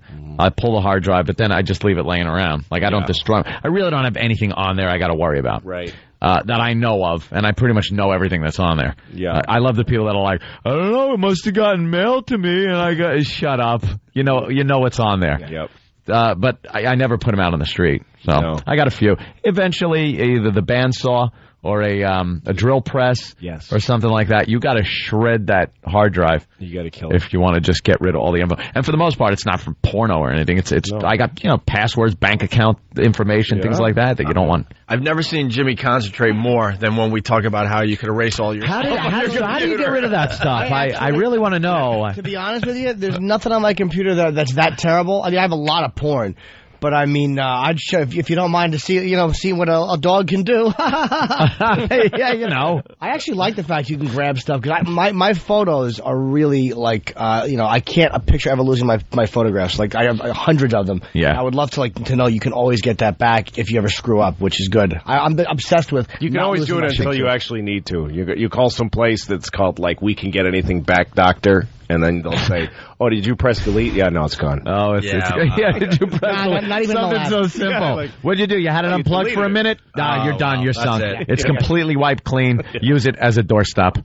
I always save my stuff because I actually want to go back into my old Toshiba and look at my childlike writings from like 1994, 1995. I found pictures from when me and Opie went to Turks and Caicos. And with Sam Adams. Yeah, and I had borrowed a laptop from a company that we plugged and gave all kinds of plugs to, and they made me give it back. Wouldn't even toss it to me for nothing. And you did? But borrowed this laptop. I had this huge digital camera that I bought. It was this giant thing. Those things, yeah. Yeah, it was giant. It was just you could take like 5 pictures on it. It's horrible. But we were in Turks and Caicos, and I was able to take pictures and send them and pop them up online, and people, fans of the show, were able to see it. It now sounds ridiculous, but back then that was huge. That was like cutting edge. We were in the Caribbean sending pictures of our trip to our listeners so they could look at it on a website. But I found some of them hysterical. We were constantly drunk, smoking Cuban cigars, and burnt to a crisp. Yeah. I don't know. What about us like sneaking around trying to get pictures of topless girls? Topless girls on the beach, got that one. Yeah, because down there, it's a lot of Europeans. They're just very comfortable without their tops on. So we're like in the brush and like sneaking around palm trees trying to get pictures so we can send them back to Boston to our listeners. There was one picture. It was it made me so goddamn sad. So sad. Not the nostalgia part. That was nice. The relationship with Sam Adams and stuff. It was that huge canopy opening up over my ex-wife as she skydove. She went skydiving. You know what? And I took a picture of her coming down, and that big parachute opened over her head. It's depressing. I got to be honest. That was my first clue that Anthony was not really happy with his marriage, because I was on the beach with Anthony. I remember it like it was yesterday. We're both watching. We see her jump out of the plane. We're all like, hey, there's the plane. For a little bit. High. And I could just feel Anthony by my side going, don't open. I'm just thinking. I'm like, oh my God, he's serious. I'm thinking to myself, like, as she's free falling, I'm thinking, could I do a show tomorrow without like people thinking I'm really an ass? Of course, your mind goes there. Yeah. I don't even want to blink. I just want to keep living. It's like, No, everybody, no matter how, even happily married men, no matter how happy you are, and women probably, you would love a clean slate. You would love it to end. Even the greatest marriage, both people want it over. And would love to, and and all of this, everyone fantasizes about their spouse dying. Everybody does, I swear it. It's just, it feels too natural to me to be something this is me. This can't just be me. Yeah, because it's not only just like the new life I'll have, but also the fantasy of everyone paying attention to me when she's dead. Oh, you must feel awful. Like, just like getting the attention thing? From being a widower. And, you're digging on that, like people, awesome, shaking your hand with both hands. I'm so sorry. Yeah, all of that. You sitting there, yeah. Why people kill their kids too for that attention? Of course, yeah. Oh. I know this is really sick to bring it up, but the whole 9/11 thing. You think there were people that were actually kind of happy? Not every couple was happily married, of course. Happens in everything. But you think some of these people are like, oh my, you've got to be kidding me. Totally. In the middle of one of those divorces where you wanted to reach across the table and claw your ex's face off with your bare hands. If you could go back and research and find out anybody who lost a spouse in 9/11 and who is now converted to Islam, probably. Yeah. I was really happy. Thank you, Osama. Thank you. Thank you. You got to think they were looking at the coverage that day a little differently. Like, exactly. I was in California when 9/11 happened, and in L.A., and my wife called me at 6 in the morning to tell me what happened. And before my wife and I were married, I had some bad behavior episodes that came back to haunt me. Things happen. I don't want to talk about it, but I still want to tell this funny story, so I got to at least divulge that much. A little preface, yeah. So 9/11, she called me, and she's just upset and she can't speak. I'm like, first of all, 6 in the morning, I'm like, hello, and she's like, it's gonna be a problem. I'm like, what's the matter? I can't say. And I'm like, fuck. Sorry. Did she find an old receipt from when we were dating and stuff happened? And then she says, turn on the TV, and I turn it on, and I see the two buildings on fire, and I'm like, awesome. Oh, thank God it wasn't. You were relieved. Thank God. It's just thousands dead and the nation under attack. It wasn't me. It wasn't a credit card receipt for a phone sex bill. That's where my head was. I thought it was a phone sex bill. Wow. Hey, there's a story hitting here. Kid finds porno instead of Madden 07. Oh, really? This dumb thing that pops up every lucky little devil. Well, imagine if your kid opens up a popular video game only to find out pornography is on it. That's exactly what happened to a 14-year-old boy in Layton, and now his parents are fighting mad. They're trying to find out who is responsible for this. It's 14. I mean, totally shocked. It's very triple X-rated. Linda Mahoney is talking about what her son Colton viewed on Christmas Day. That's when he put the Madden NFL 07 game in his new Xbox 360 console. I said, this is really not Madden, and I was shocked to see well, this is really not Madden. That is a tight end. And he's going for the reach around. But there's no football in sight. These 5 penises in one mouth have nothing to do with John Madden. None of those penises are John Madden's. Not one of them. It's going to be a fun little dump report today. Now here's the guy that always likes to wait to be last so he can eat the cracker. I really wish I was Frank Caliendo right now. You need a big fat throat to pull that off. Yeah. You do. All right. I said, this is really not Madden, and I was shocked to see what it was. And shocked to see what came up on the screen. Can we go back and hear that guy? And I was really shocked to see what it was. Shocked. Punch in. He's talking to his editor. Punch in after she says shocked, and I'll echo it and say, I'll say shocked. What phonies these? The media should all just be executed. I said, this is really not Madden, and I was shocked to see what it was. And shocked to see what came up on the screen when he pumped in the game. A graphic warning what follows shouldn't be distributed to minors. He probably didn't know Major League Smut was just seconds away. And then a quick snippet of that nasty material flashed on the screen. A quick snippet? He probably didn't know, and like Louie said, unless he read the warning that I just described. Warning. He was shocked at the warning that lasted 5 minutes and said, please, kids, don't watch. This is hardcore pornography. Pornography. Is that Mike Taibbi or Taibbi? Oh, I don't know. Some hack. They all sound alike. Yes. Shocked. Who talks like that?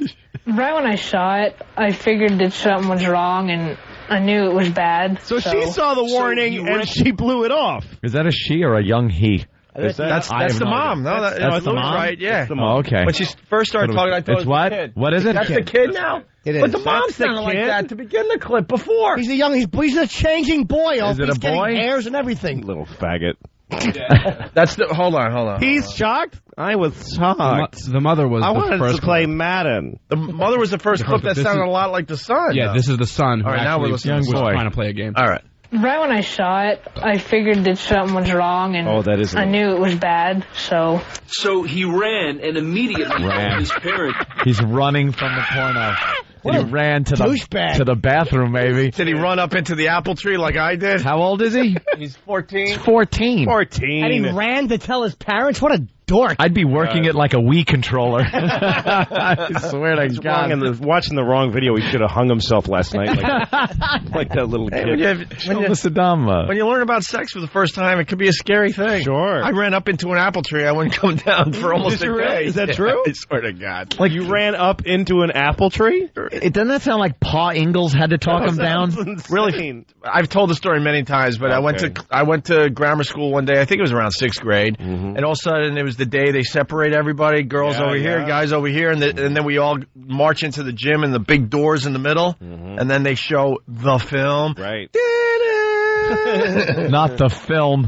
And then they ended it by saying, we informed your parents that you saw the film today, and that if you have any questions, you might want to discuss the film with your parents. That freaked me out so much. I ran home and I ran up into an apple tree, and my dad's down below telling me to come on down. It's okay. It's okay. We talking can you discuss down. this. And I'm like, I was just too young to weirdest really want to deal with that thing? crap. That is so odd. Like a Billie Holiday song, you're a complete fruit. Wow. What were they showing? Hardcore pornography? Opie was shocked. It was about, whiskers growing and other things growing. Was your body hair changing? Huh? Oh, yeah. It was that whole thing. I was like, I don't want to deal with this, man. Wow. Was it the reality that this was happening to you, or was you freaked out by just the visual of it, or was it more I wasn't mental? freaked out by the visual. I thought all that was cool, but I just didn't want to deal with it with my, especially with my parents. No, you don't want to do that. That is a weird thing, especially the way you described it. They say, we have informed your parents. Yeah, because now you're going home going, oh, now you're great. in trouble. Your parents know. Your parents all know about you this. saw dirty film. It's like they know this stuff goes on, too? My parents were proud of my body changing, and every day they'd confront me with a ruler, and we'd all laugh. I learned nothing from my parents as far as sex goes, and early on, I like elementary school type stuff, talking in the playground with your friends and stuff, and you learn things and you get things wrong. Like I thought you needed a condom in order to get a girl pregnant. I thought the condom had something on it. Had the special treat? Yeah, like that's what you used. The special recipe? Yeah. You know what I thought? All the pieces that I had got little pieces of information culminated in this to me. That when you have sex, one of your balls comes out through the tip of your penis. And, you have to, and then she bleeds. Like you do it, she bleeds. I know that women bleed, and that it comes from your bag. Wow, it's so one of your testicles comes. You have to force it out that little hole. Right. Yeah. She bleeds. Everybody's screaming. And it looks like the scene from Alien. And you only do it twice. You can only do it twice. You know what? It's over. We can't even clean that up for a radio. That's for XM today, man. That is really funny. Let's that is sum it really up. funny. Growing up, Lou was an idiot. Yeah. Yes. But that is how you learn things, because you kind of remember what was wrong with it. Like I also thought that you had to be a man and a woman in order to have a baby could not be face to face.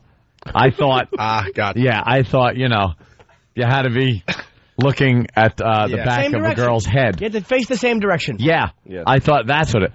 Up until last week, as a matter of fact, that's when you found that was out. the excuse I used. What kind of dopes were you guys? My first pornographic... I'm talking like second grade. Me too. My first pornographic picture, let's just say, was two gentlemen and a young lady all getting to know each other. Really? And I knew from maybe the age of 7 on exactly what you had to do to get a girl pregnant. I didn't know the inner workings of the body, but I knew. Yeah, so I didn't know inner workings, but I also didn't know locations of vital places that things had to go on. The one thing I do remember is in kindergarten. This was before even first grade.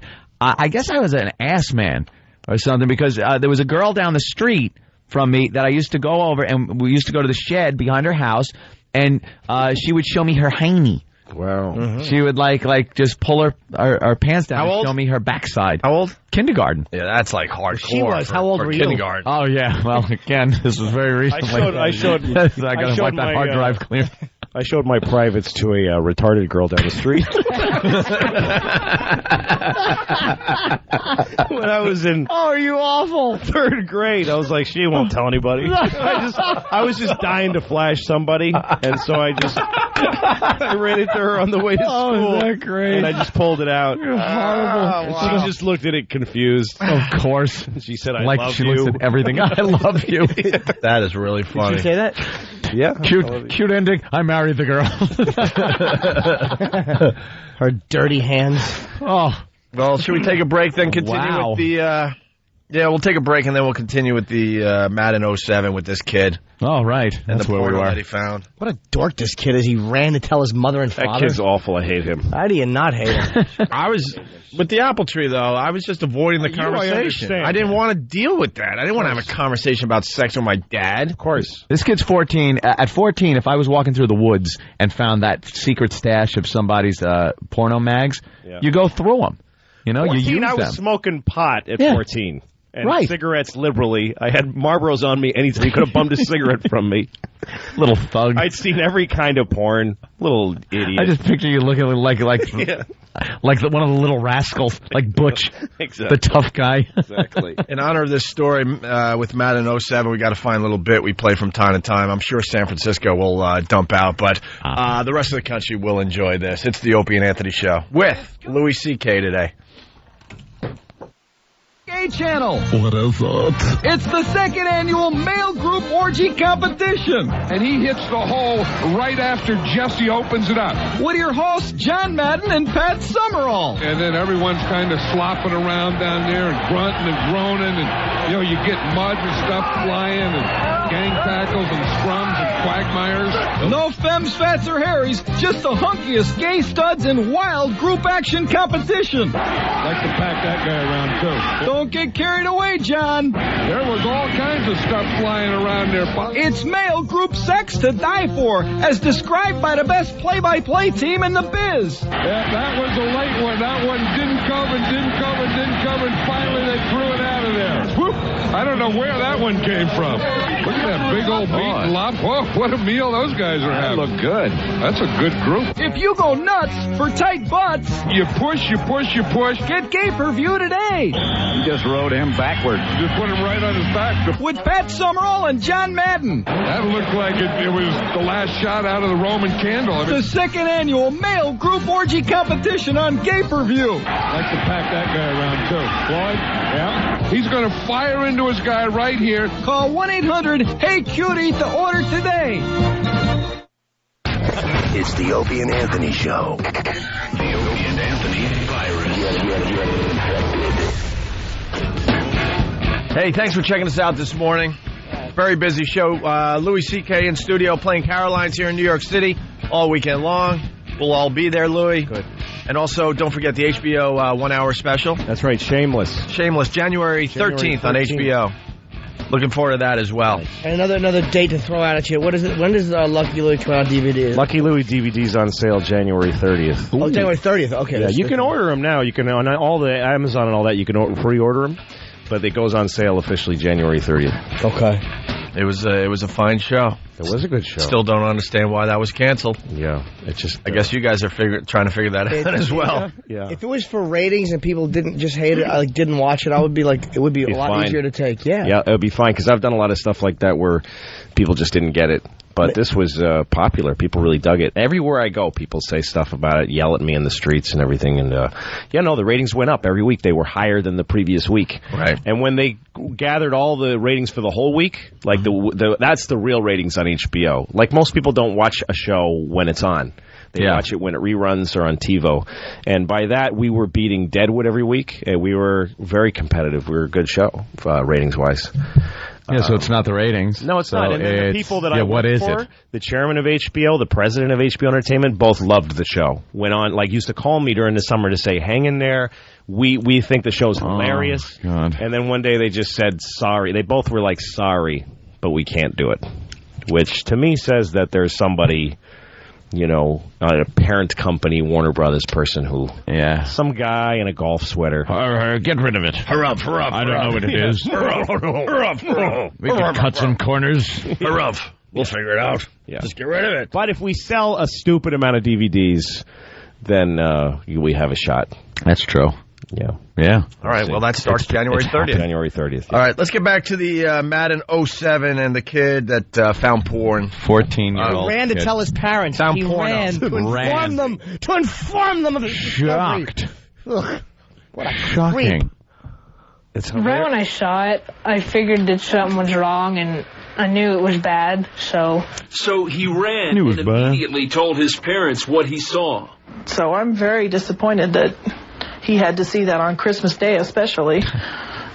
I mean, Why? What's so special about Christmas? What day? What does the day mean? He had to have an orgasm on Christmas Day in the living room on my nice coffee table.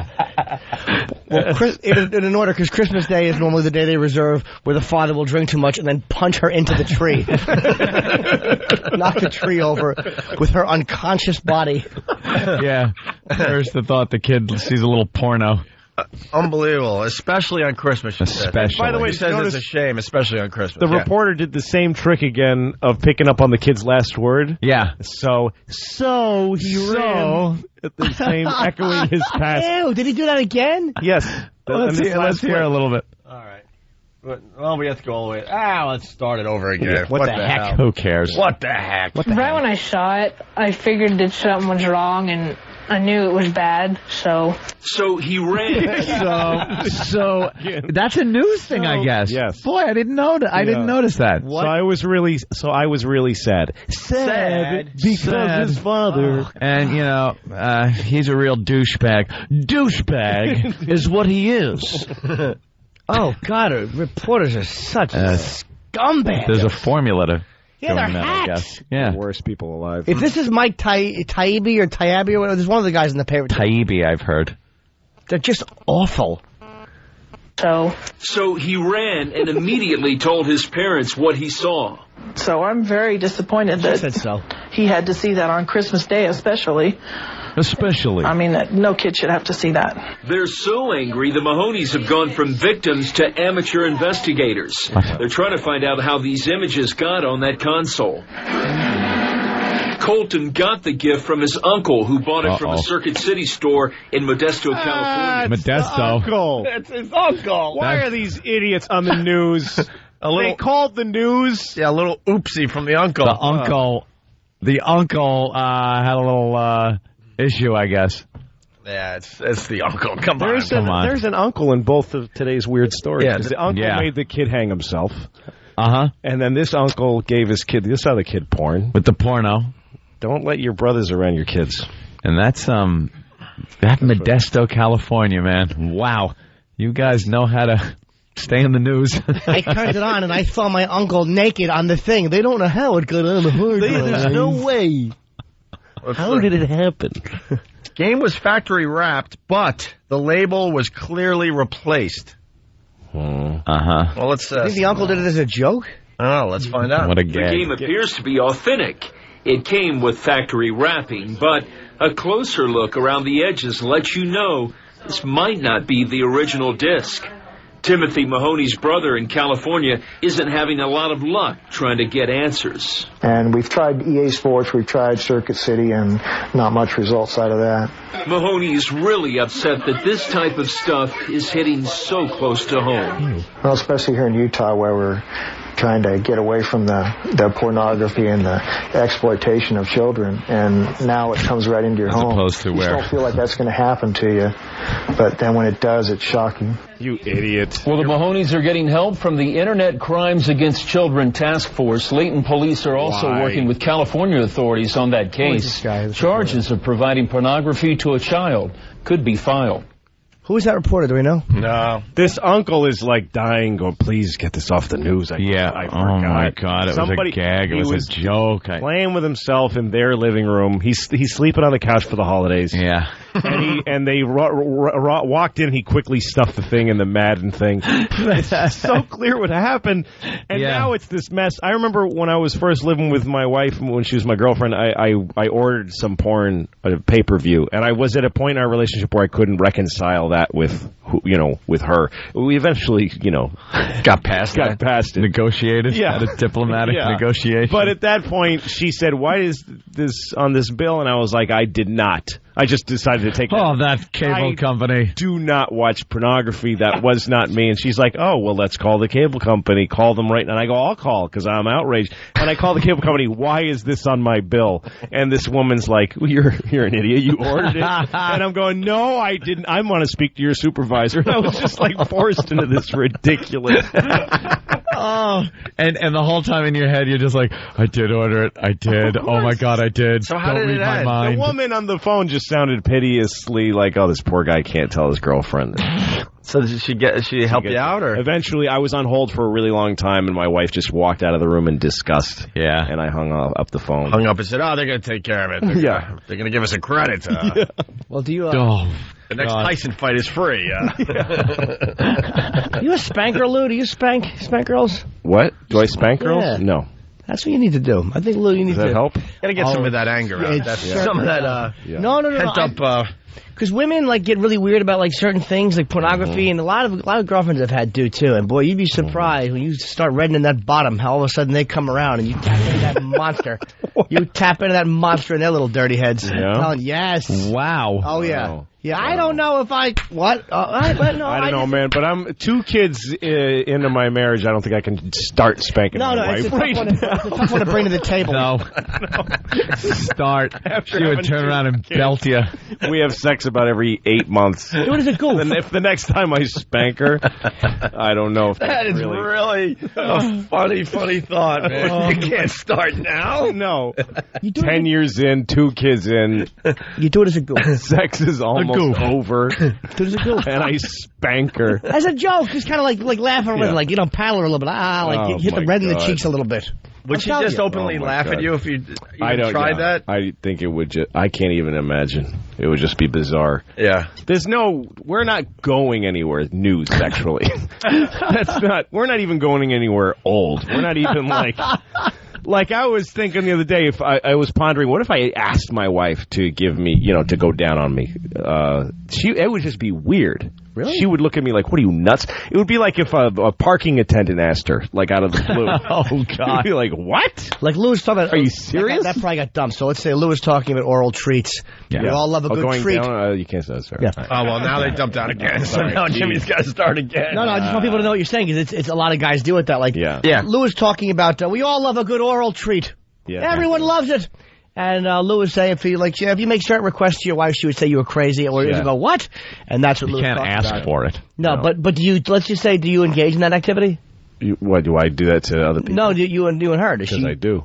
No, my wife and I, no. She won't? No. Really? Not for a long time. He just makes a face like, no. Here's how you stab high? What are you, high? No. Look, here's the way you got to do it. And this is the way you should have done it from the beginning, but it's never too late. Never been Trust married. me. No, never been married. No idea what but my I've life dumped is. enough of them. No, I don't know what it's like to be married, but I do know what it's like to boot one out of a relationship, because the look up, when I'm getting the look up like, hey, I'm doing you a favor, relationship over. Yeah. Oh, wow. Over. Listen, I hear you, but I got 2 kids. No, I'm not changes saying everything. I'm not saying you should leave her, but I think... No, that's what I'm saying. I'm saying I can't. I think if occasionally, if you slap, you take it and hit it on the cheek. Oh, yeah. Against the No, face, like, totally. Hey. He's thinking, open up. knowing what he knows, he has all the intel on this relationship because he's in it. So he's looking at what you're saying, and you are insane to him right now. I have more chance of slapping the president on the cheek with my there you go. than my wife. I could get closer to him. Jimmy might as well be saying, you strap the bomb on your body and run into the crowd. And you're like, no, you don't understand. We don't do this. No, it's not even you sure you're not missing something? Sometimes you're too close to somebody when you know somebody too well. Oh, yeah. Because I've seen enough. I'll tell you why. I've seen enough married women. Way off. Enough wives. You're way off. Yeah. No, it's like my wife and I went to therapy, and the therapist said, you should go on a date. go on a date. I'm like, let's leave. You're like 15 years behind us, lady. Is that where that came from? We've been on dates. We've had we dated and then married, and then we dated again, and that went. We've had 2 dating periods that went sour. Is that where that came from in Lucky Louie, that episode you and Pam went on a date? Like, because you were fighting and you decided to go out to dinner? Didn't come. That happened. The therapy thing happened afterwards. But no, that's what you do. When you get in a big enough fight when you have kids, you have to actually... it's not a date, though, like romantic. It's like, we better go to dinner so we can properly fight without ruining the kid. Without the kids being in the room. We need a babysitter so we can really dig into each other. Do you fight in front of the children? We can really let the hate fly. No, we do. I mean, you can't avoid it. Oh, it should be avoided at all costs. You try really hard, but you always get yourself in those moments where you're caught up in saying something you really believe, and you look at your little kid's eyes looking up at you going, so that's how horrible it is to be a grown-up.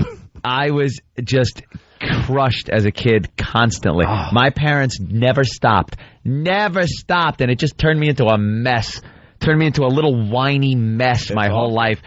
They would just nonstop throwing, like, F and C bombs across, like, they didn't care. Atomic bombs are flying. Yep. And it was every ridiculous arguments. And then I was talking about my memory of sitting around at the dinner table, which was just whenever the two of them, my mother and father, were in the same room together, I would just freeze up and get all nervous and like, oh, when's it going to start? It's got to start soon. God. So we're sitting at the dinner table, which was just a stressful thing. No talking. You just hear the clink, clink, clink of the fork on the plate. Oh, no. And someone said something, and it started. So my father just goes, grabs the plate of spaghetti and meatballs and throws it at the wall. And all I remember is sitting there looking at this running spaghetti down the phone. Oh, like it hit the phone on the wall and the wall. The kitchen phone. Yeah. And that like stands out in my head. And just my mother chasing him out of the house, calling him an F-face. And it's like, dude, what are you idiots realize there are children in the room and we're like absorbing this stuff and it affects you emotionally? The reason it happens is because the fights are about something stupid. Oh yeah, You're not gonna. I'm not gonna in front of my daughter say to my wife, why are you eating my soul here, or something like that. But it doesn't happen that way. It's like she says, why don't you take the garbage out? Well, the bin outside is full. Really? There's not room for one more bag. Oh no! I just said it's full. So why, when you say really? So, like, you just don't believe I mean, why don't you go out? Because I hate taking it. Why don't you go out there and check? I'm just asking you if there's room. No, you asked me if there's room, and then I said no, and then you said, really? Like I'm an idiot. And this is in front of, like, this is about garbage, so you don't think it's going to get bad? Right. 40 minutes later, it's like, why are you... I hate you. And then you look at your daughter's like, God. No, it didn't get to me saying I hate you, but it got to that conversation about the garbage, but in this... And also, because the kid's there, you're trying to be really controlled, but it's worse than yelling. Make it sound like we're just talking. Do you understand that when I answer a question and then you ask it again, it's you not believing me, and that makes me feel like a piece of crap? Do you understand that?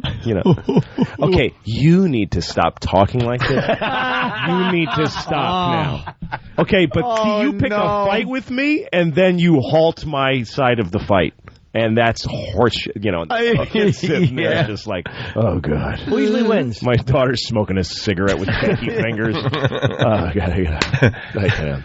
Who usually wins them? Well, there's no winner. There's nobody goes, oh. Wow, victory is mine. Totally. You're right. No, but in a fight, like, a lot of times, like, even if it's with a girlfriend or whatever, it's like, I know that there are times where I just kind of cave and go, all right. Like, no, times my girlfriend does, too. Like, who usually will be the one that you like subjectively, who would you say is normally the one? It goes through periods because there are eras in a marriage. You know what I mean? It's like there was a whole Mesozoic. Yeah, exactly. Like eras. There was like 4 years where every fight ended with me going, okay, I'm going to try to look at this. You look at a sample core of sediment and remember that argument. Yeah, and I for like a good 4 years, I would stop and say, listen, I think I went to therapy. I told her, look, I think I got something wrong with me because I can't get along with you. And I conceded that it was my fault, like everything, for 4 years. And then now she's doing it now, and I'm going, so what? So what? So stop then. I've become such an awful person in our marriage. It's all my fault right now, but I can't, and I know it, but I can't control it. Hey, going back to Anthony really fast. Wow. Were your parents ever happy? Maybe when I was too young to remember. So your whole memory is them fighting? I have certain happy memories where we were all together as a family when I was very young, things like that, but few and far between.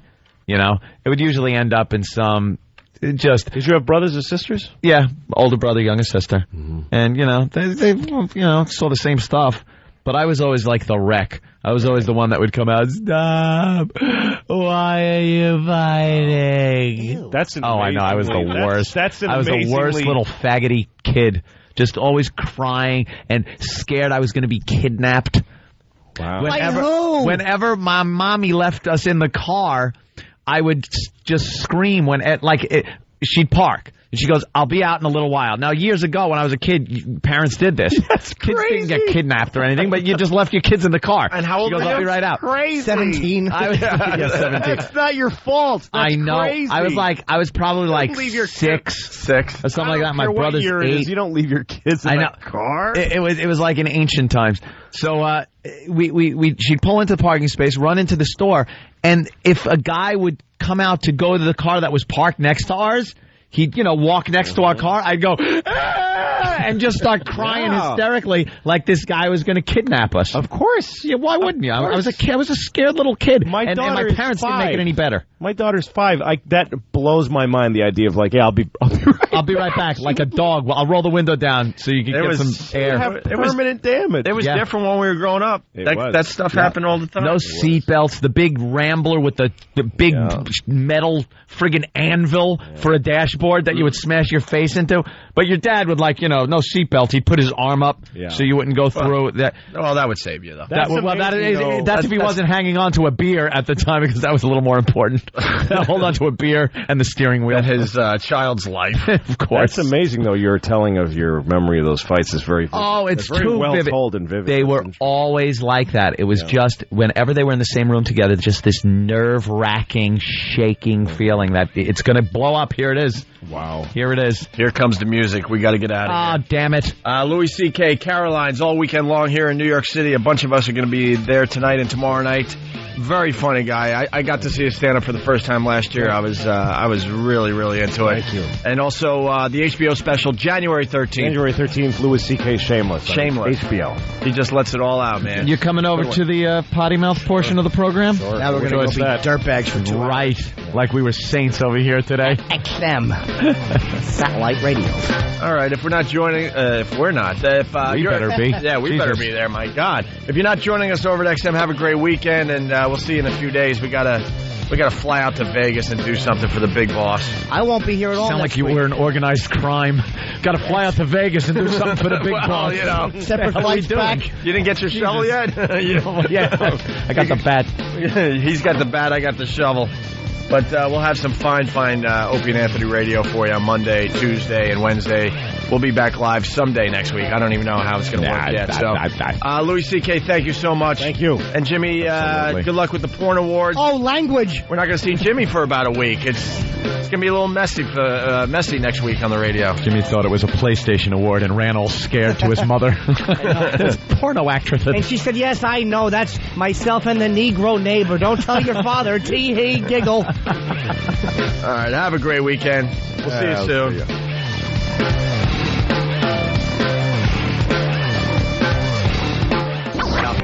It's the Opie and Anthony Show. The Opie and Anthony XM walkover begins now. And here we are. Let's walk. All right. It's actually not that cold today. Nice out. We were going to bail on. It's supposed to be 85 degrees tomorrow, I think. Officially 70 degrees and sunny tomorrow in New York City. That's beyond crazy for January. Look at the camel toe. Oh, let me see. Nice. Right there. Come on, take a look. Did you see it, Jimmy? Yeah, I did. Of cock. that is going to be transferred. I think the entire nation's internet service is going to slow down when this deadline hits. It's going to be like the way the lights dim when the guy gets executed. Exactly. The internet's going to say, people are going to be like, wait, what? Why can't I get this page? Dare I say a tsunami of cocks. A cock tsunami. It's going to be heading toward Elo's toward Washington. You can hear his China is rattling right now. They know this coming. The animals are leaving because they sense it before we do. Jeff Goldblum is saying, that's an impact tremor. Yeah, I was going to say, a lot of cocks. I was going to say the glass of water on his desk is just starting to shaking under the weight of all that. We need a bigger boat. There was actually a lot of cocks. You're going to need a bigger inbox. Yeah, he's going to need a real big inbox. Well, he said to me in private conversation he actually didn't think that they would do it. No? No, he said to me like... He called them faggots. Something like just about like the pester. He's like, I don't think we'll send me cock photos because they do understand the consequences. Oh, yeah. No, and they're really rational, your pests. And he said even if they do, I'm sure it'll be the most tasteful, barely be able to see kind of cock. And not that real, like Jimmy suggested yesterday off the top of his head. Whatever you do, don't send him pictures of an old gentleman sucking on another old gentleman's cock. It's a threesome photo. Don't send him. I love that picture. Gentleman. That should be your screensaver. It's the fucking greatest. I love that picture. I showed that picture. Somebody emailed me that picture, and I showed it to my wife. And it's the one piece of pornography where she just went, oh. Like, because she was like, there's no victims there. Those guys are all having a ball. For some reason, old gentlemen can do no wrong to like women. They look and go, they're blowing so each other. Cute, sucking each other's dicks. Let's not forget about Gus and Elmer.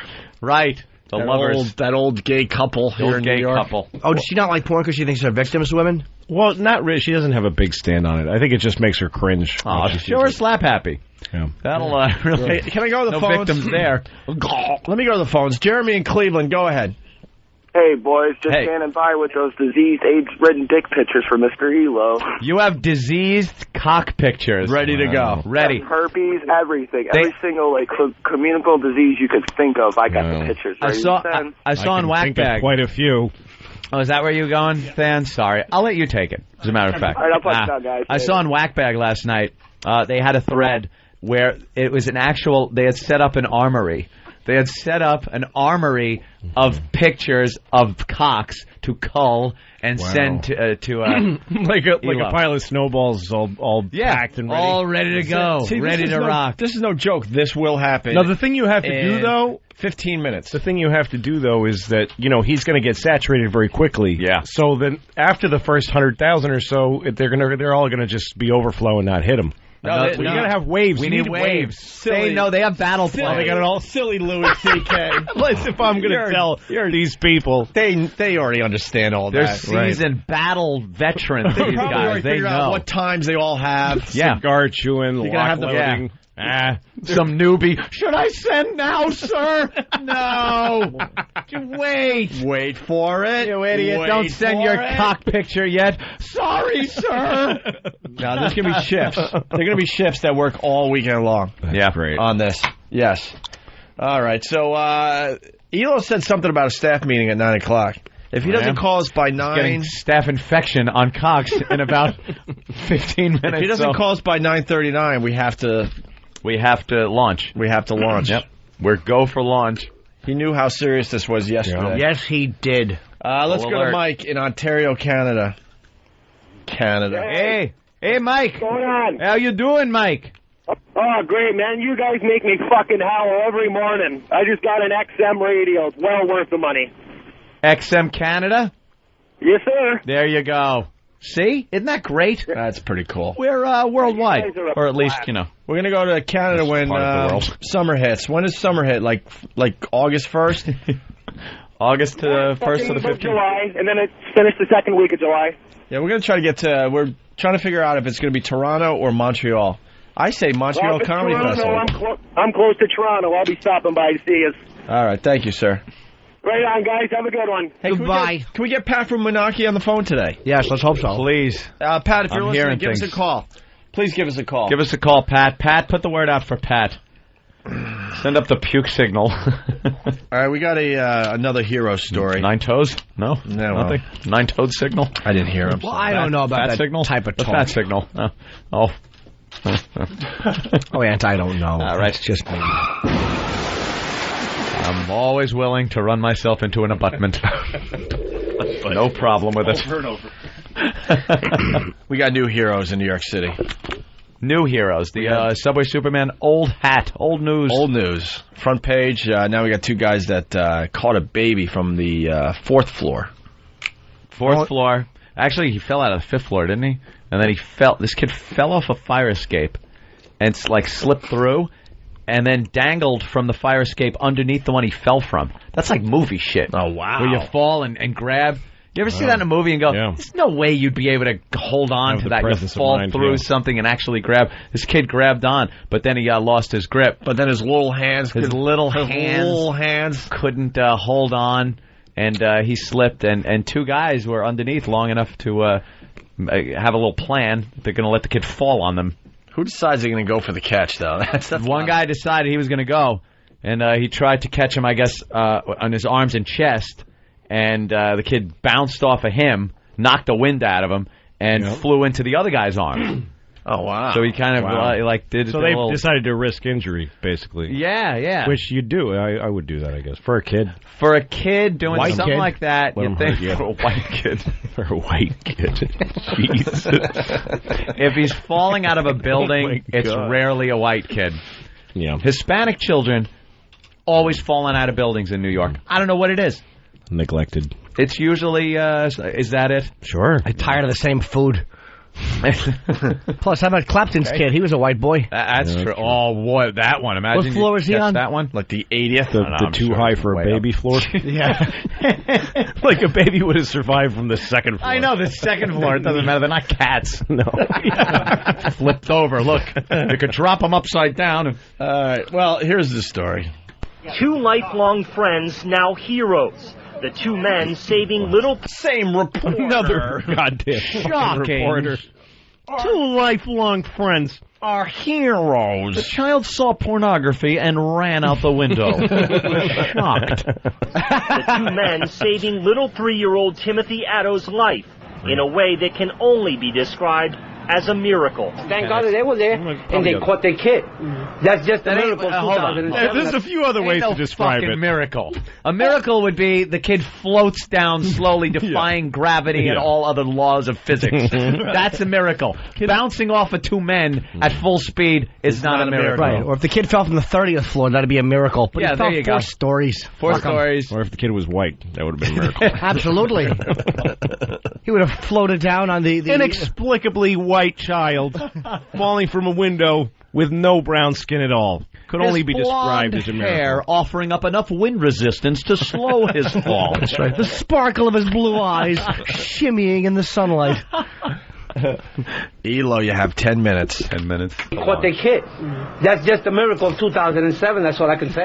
Somehow, this 3-year-old boy climbing out on his 5th floor fire escape, getting down to the 4th floor, then slipping, and for a minute, desperately dangling high above the ground.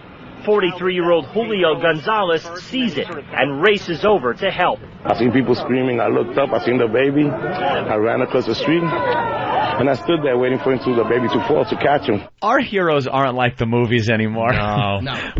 What happened to our heroes? I'll be there. I'll save you, sir. I shot his child and I ran across the street. And I caught him with my free-holding hands. You were dangling? He was dangling, so I caught him because I got nothing else to do. Because I do not have a job right now. Because I am a race of Latinos. Well, they explain we have lots of time. We're on every street when anything happens. Yeah. Any kid falls out a window, there'll be a Hispanic gentleman there to break his fall. They explain how the two men... That's how many Mexicans there are in this country. All over the place. If you fall out of fucking window, you're going to hit one. Oh, man. Here they explain how the two men caught the baby. All right. Julio calls out for his friend Pedro. The first thing I felt was scared. I was scared for that child. Just as Pedro gets underneath the fire escape, little Timothy Addo loses his grip. At that moment, I just was praying.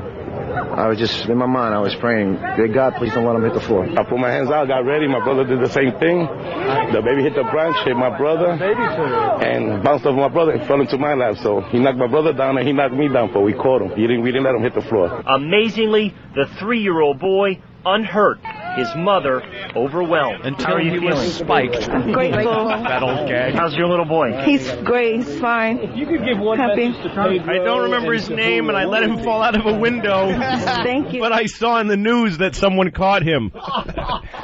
Fucking neglected cunt. Jesus Christ. He's busy, Lou. Fucking retarded. Fucking never should have had him. Plug up your cunt or fucking watch your kids. You ass. Your kids should not be flying out the fucking window. How the fuck did it get that far? It's all your fault. He should have died to teach you a lesson. Fucking stupid cunt. Fucking Pedro. God, thank God for Pedro. I was on in JFK Airport on the air train, whatever, the train that takes you from thing to thing. Yep. And there was a family of, I don't know, they were Arabic people that smelled awful, and that's all I knew about them. I don't have any. I'm not saying anybody who's Arabic smells bad, except for this entire specific family.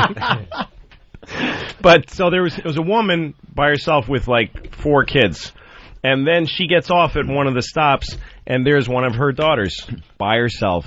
Get the fuck fucking out of here. left her.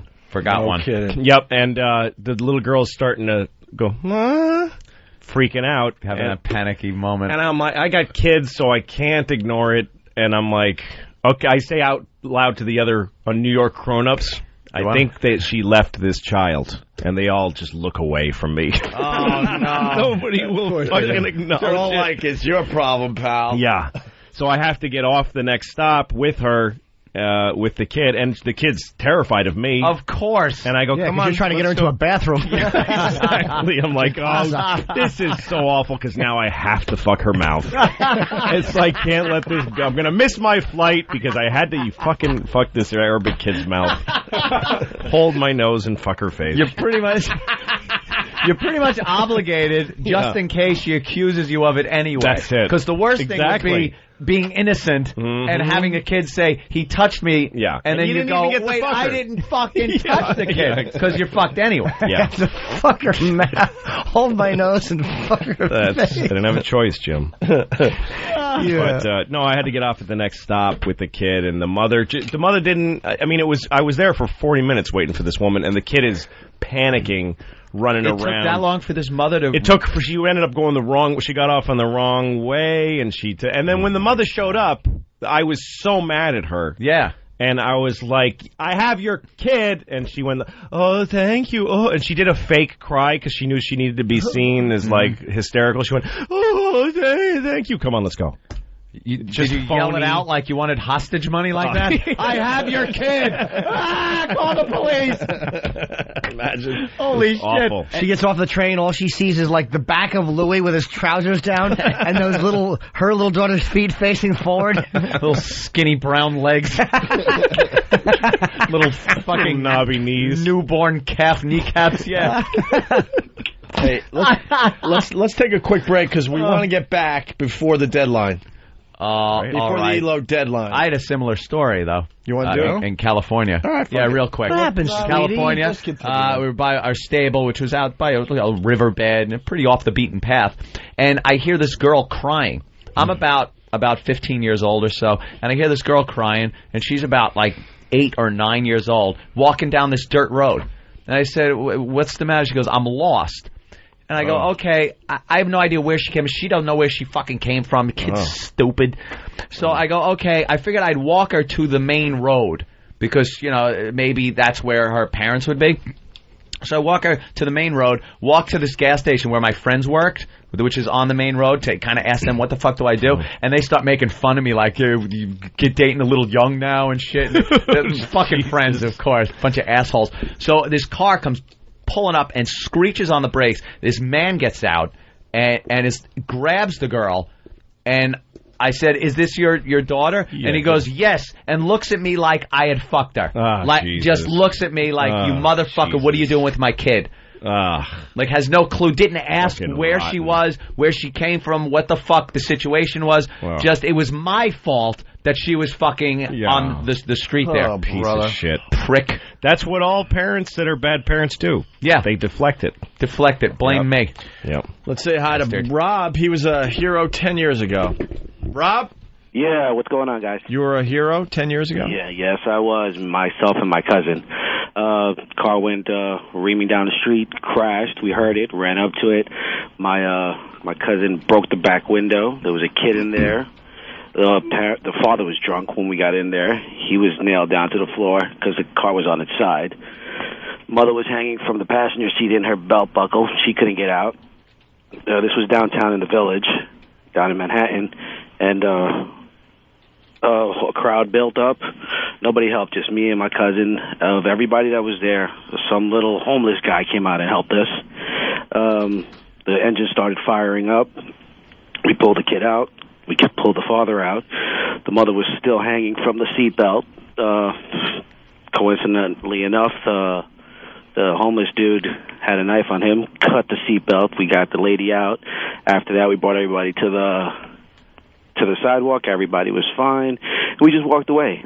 Not waiting for no police, not waiting for TV to show up, because we were heading towards a bar, so we had to go get messed up first. That's pretty much it. Lou?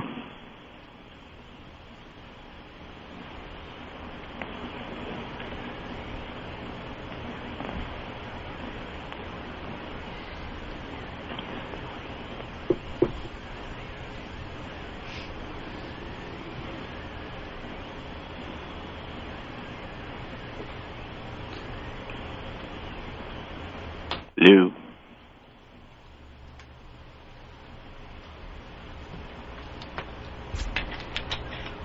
Oh, the quiet game.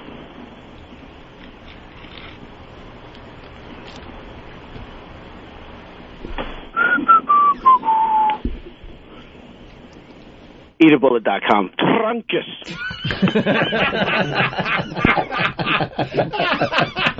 He got out of it. Your story sucked. He got out of it, though. He did. You got to give us credit on that. And a plug for Jimmy's site. Runkus. Are we at deadline? How close are we to launch? We're at launch in what? T-minus 15 seconds about? He didn't even call? Is he? Yep, he didn't call. Nuts? We made this perfectly clear yesterday. All right, pests in 10, 9, 8, 7, 6, 5, 4, 3, 2, 1. Launch your cocks. Launch your cocks. Repeat, launch all cocks. Launch. Flush the cocks. Flush the cocks. Take us to Def Cock 5.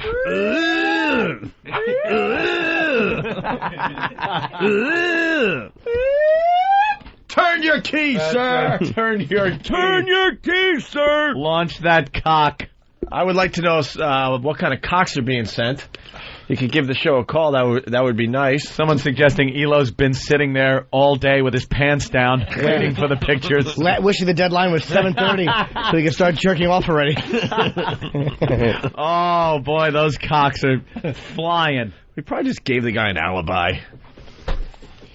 Beautiful. Yeah, I didn't. Well, how's he going to tell, like, Hugh Panero and Nate and all those guys, like, listen, I have to leave this meeting for a minute because I'm going to have my inbox flooded with cock photos if I don't go call this. That's what I do for a living. Too late. That's my boots on the ground daily job. Tony from... Can't take them back now. These cocks are fucking flying. Yep. Absolutely. Tony from his Subaru. Cocks away. Cocks away. Cocks away.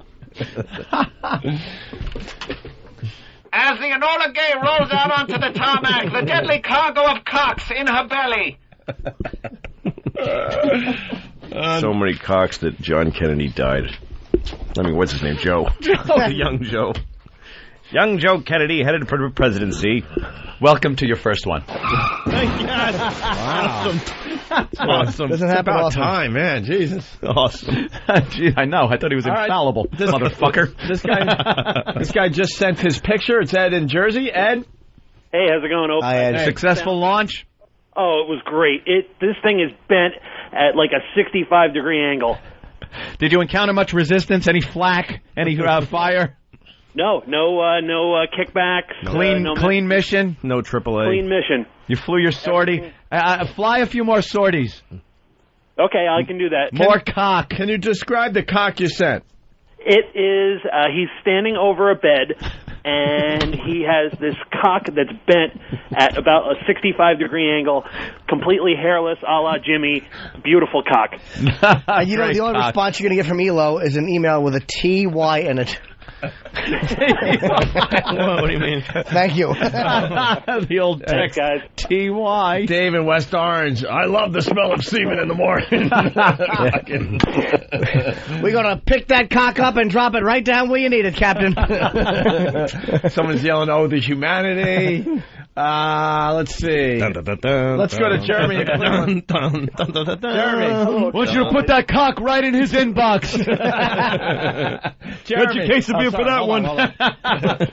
Okay. Just letting you know that I sent some nice, juicy black cocks too, and those gaping pics for you, Anthony, and some ass caves too. Ass caves. Oh, you sent some ass caves. That's good. But you got to soften the beaches a little. Yeah, run, Charlie. Let's go to Turtle from Wax. Charlie, don't send cock pictures. Hey guys, there are 4 pages on Whackbag of nothing but cock pics. We've got at least 75, 80 of them. They've got gangrene, syphilis. Oh, nice. Cock tumors. There's any man pulls his cock out like that could drink out of my canteen at any time.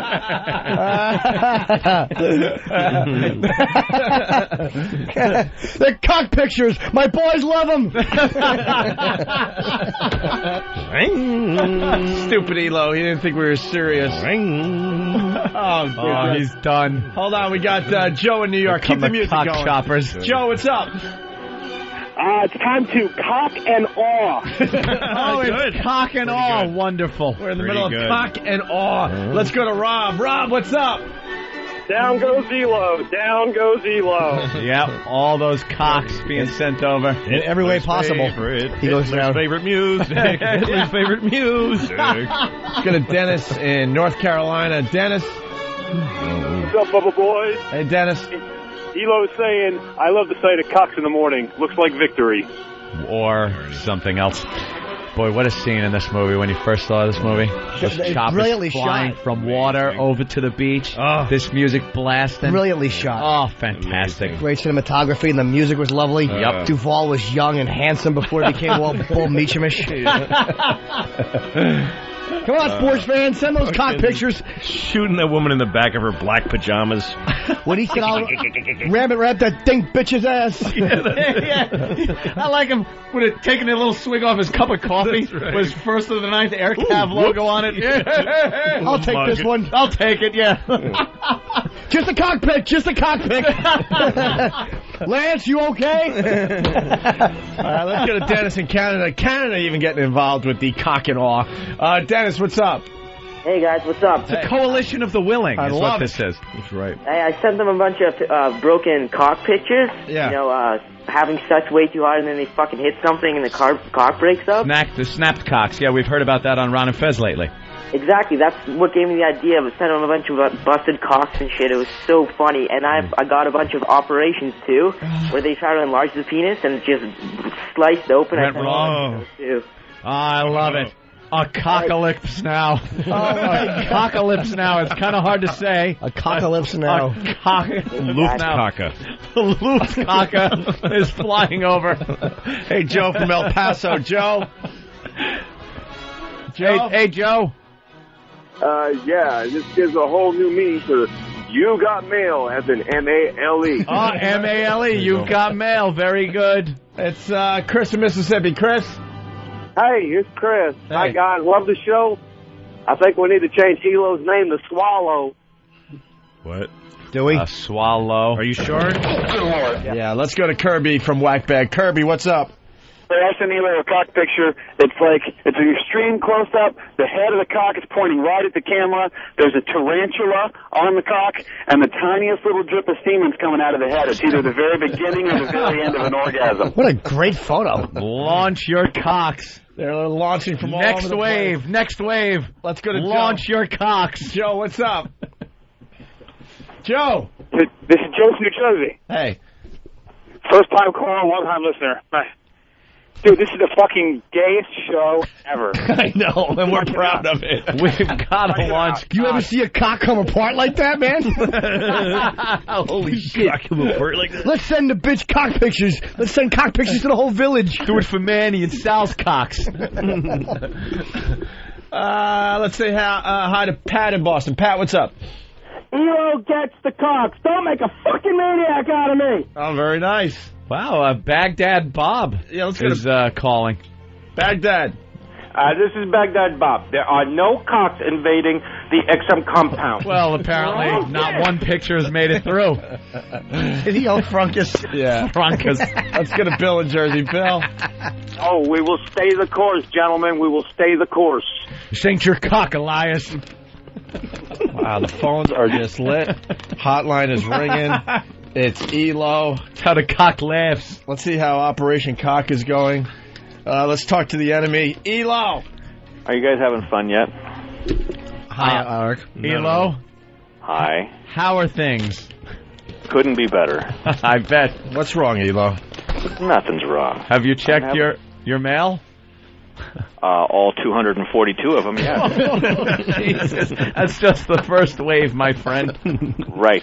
Well, you know, what? By the way, the other thing that I think that, you know, good God, who the hell? He can't hear. God. What was that one? This one is directly from Cumcock UK. This is Ivan. Look at that. The British are always willing to help us out. That had to be a real pioneer of this shit. Whoever got cumcock.uk was really ahead of the game. Cumcock. He really knew that this internet was going to take off. Yeah. Elo, could you just read off maybe some of the subject lines that are coming in? Resume. You're costing me cash, cock, not more cock. FBA cock, more cock. Let me scroll down here. Free puppies. What that one was. Then we're getting creative because they know that, if you put cock in it, he won't answer it. So now I've got 2007 budget. Good. Because the message board has been chatting with each other, trying to get a battle plan together. So they probably said to make sure he opens the subject line something business oriented. Yeah. What's in the budget one? What's in the budget one? Oh, fuck, hold on a second here. Oh, great, this is a guy who actually does take a picture of his cock from his cell phone. He wasn't home, but he had to participate. Yes. He's in line at Starbucks. Looks like an insurgent. Yeah, exactly. That was an RPG Anthony, or whatever it was called. An RPG. Hey, Anthony. Improvised, IE, whatever. Yes, Elo? Anthony, is your email up right now?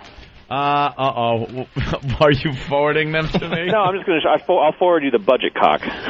All right, let me pull up. Now, the other thing too. Now, Opie, you, I think, and Anthony, both you've talked to my assistant here at the office, right? Yes. So I had to bring her into my office, and I said, "Now, listen, we're going to have a delicate conversation." And she thought she was getting fired. And I said, "You're going to see a lot of cocks today. You're going to see a lot of cock today. I need you not to sue me. I need you to understand that I'm not sending you the cock, but there will be a lot of cock." I am not kidding you. I'm having a hard time logging onto my email. Everything's running really slow. I think because the entire email server at XM is going to break down here. Here's a sample. This is great. This is almost like we're doing a damage assessment before the next strike. You know how you have to look at, see if the buildings have been damaged enough? Yes, that is a fine hit. That's a smart cock. All right, Anthony, I send you the one. This is a more cock one coming your way. More cock. Yeah, and there's some very interesting ones. Actually, very creative. All right. Well, it hasn't come through yet. Your cock hasn't come through yet. More black cock. Here we go. And oh God, this guy's bent over. He's shoved all of his hardware back between his legs, so it's just his balls are resting on his asshole. Oh, is that wonderful? Here's one. Urgent. Urgent. Is it? What is it? Oh, I'm sure he's sending urgent? it over. I'll tell you what urgent. Urgent. Hold on, let me open it up again. I think my computer's going to crash. Now, the other thing great about this is, nice. It's a guy with a giant rod that's not nice. You won't like it, Jimmy. It's not groomed, and he's squirting some sort of KY juice on this thing. Okay, urgent, fine. Well, now that goes to Anthony Cumia. Okay, forward. We have to do a little diplomacy here. This is what Nixon did to get the Vietnamese to the table. Bombed the shit out of Cambodia with cocks. That's right. And then Vietnam came to the... Can I just take a phone call real fast, though, before you go Great. with the plan? This is going to be oral. Is this oral cock now? Greg in Oregon. Greg, you're on with Elo. Hey, Elo, I was wondering if you were enjoying the Battle of the Bulge. Battle of the Bulge. Boring. Punching out, boys. Elo, boring. Oh, God. Boring. We have a very diverse audience, or they're getting pictures from certain websites. There's a gentleman who looks like me. Might perhaps be into hip-hop music when he's not looping up. Okay, now they're getting good. Yeah, why? I need a door to a caddy. That was my old email to you. I love how Elo's got his own sound effects for his own phone call. Okay, now this one, by the way, I'm going to give in the cock. Oh, I think it just screws something up here. Son of a bitch! I just screwed. Hold on. You better not have sent that off. He hit forward, and it went to the boss. Yeah, Hugh. Oops. This one is good. From tfrolics@anyop.com. Again, of course, that email box has probably sent one email, and it was to me. Subject line: Bob Edwards contract dispute. That's pretty. Wow, cool. That's clever. Yeah, that's the best one. This one just in. Ethel listening. This is a nice one. Letter from mom.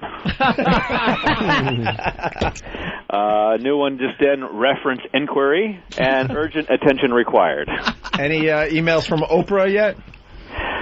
No, but I'm sure they'll be coming shortly. Oh, yeah. How many are there total so far? I've got let's see. It's hard. I got to get at. I've got since I've been on the phone, I've gotten 90 new emails. So that's probably. Not counting when what was great is I was actually in a very senior level meeting because I got to get ready for this call here in a few minutes, and I'm looking at my BlackBerry, and by the way, I know I've got to get out of this meeting to call you guys, and I looked down and I had 2 unopened messages, and it went to 112, and it was cock, and I'm like... You knew it. You right. missed your deadline. I had Carlisi calling me like a madman, leaving me messages. Please forward every picture to me. Every picture forward to me. I'll name the people who they're pictures of. I recognize them. I'll help you out. You better call. I mean, I didn't know any good way to stand up at this meeting and go, listen, I got to go. I got to take a call about cock, so I couldn't. Anyway. Did you do any discussion? Have any discussions about our Box O'Cocks contest? I did have a lot of discussion. I talked with legal counsel, 2 different legal attorneys here, and got all the answers, of which none of them are going to like. Well, all we want to know, is there any way we are going to be able to do this a Box O'Cocks, maybe with a different theme somehow? What did the lawyers tell you? It will. Keep sending cocks. That's right. We aren't ready for the bargaining table yet, Buster. He's still a little too snippy. Yeah. He's still a little too snippy. I don't know. Those beaches are still a little dangerous. Yep. Another wave. Another salvo. Another sortie. There you go. That's what you get today.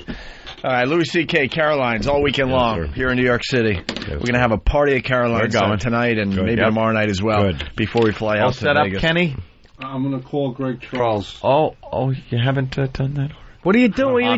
Why, Kenny? What are you... Greg has always been a saint. He's a good boy. He is. You want to do the dump report before we go to break? Because you probably want to get out of here, right? Yeah. All right. Today's dump report is worth reading because Louis C.K. might have set a record. Here's today's dump report. Live from the Opie and Anthony Show studios, the Daily Dump Report. Librarian glasses go on. Yeah. Well, Opie started off the show correctly at 6:15 a.m. He said he also sucked Marlon Brando's cock. That's going to make it. Yeah, that didn't squeak by? No, I thought maybe it had been established that we were talking about something else. Yeah. Yeah, Wally Cox, right? Yeah. 7:20 a.m., Mr. Norton, what the fuck? That slipped. It really did. My apologies. 7:40 a.m., Louis C.K.'s debut. Masturbated to that several times. Do you believe you can't say masturbated? I thought that was on the okay, radio? really. That really hurts. I wanted this. I normally wouldn't care, but I needed this Bluetooth because mine sucks. My Bluetooth is falling apart. I have a Motorola, which is just Jap shit. You know, it didn't. When you handed it to me, it did not occur to me to do it. But then I felt your fear that you. As soon as you handed it, I felt you going, "Why did I just hand it to him?" No, I didn't actually. Why? I didn't think you'd. I was like, You didn't think I would? I was like, why would he? So it's the No, new I feel technology. Someone's saying they're only $120. Are they? I don't care how much it costs. I need a new Bluetooth. 120 Mine online, stinks. but the Savages, that means it'll be about 300 in one of those stupid little cell phone stores. How's it fit in the ear? What? I can't hear you. It says annoying sidekicks. I can at least look at least the booklets. Thank God. I take lemons, I make lemonade. Thank God the power cord's unaffected. Are these in stores now? Oh, these aren't going to be out for like a year. This is like we're the first. They're only using them on the space shuttle. Yeah. These are prototypes. These are the only 3 in existence. The way you giggled as you were stomping on it. I was like, no. Oh, Louis fits right in with this. And Jimmy just hoping beyond hope that Louis would pick it up and it would be fine. But then you just saw that nice golden glisten of the circuit board. Normally I would never serial hand it number over. that some Taiwanese printed on there. Normally I would never hand it over. Oh, you should never see solder. No. When you're buying electronics. Dots. Yeah, little solder dots should not be seen. Oh, God. I could fix it. And now he's spilling water on. Oh, God. Jim, if you were any kind of man, you'd grab his $4,000 camera and smash it against the wall. Louis grabbed it real fast. He's not taking any chances. No. Look at this. You can customize your fit. There's 4 earbuds and 4 your ear little loops. ear holes. That's the nicest thing I ever ruined. That really In my life, is a I've nice never thing to ruin. It's called the jawbone from Singer. right. The jawbone. It was only The fair. jawbone. I ruined your show. That's right. You got me canceled with your ugly mug. People couldn't look at it anymore. Hey, we got to play this before we get out of here. Let's hear it from Mark, huh?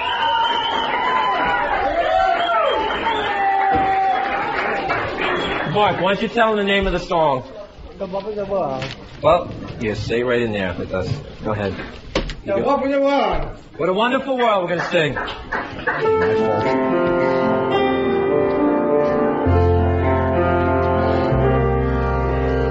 I see trees so green, with rosy tune. I see it blue, I be at you. I'm thinking of myself. What a wonderful world. Not for your parents, it's not. The sky so blue, the mountain is white. What?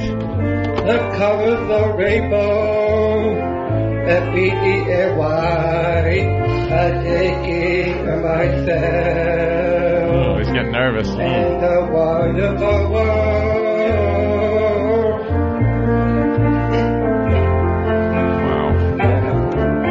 The colors of the rainbow, so pretty. Karaoke guy.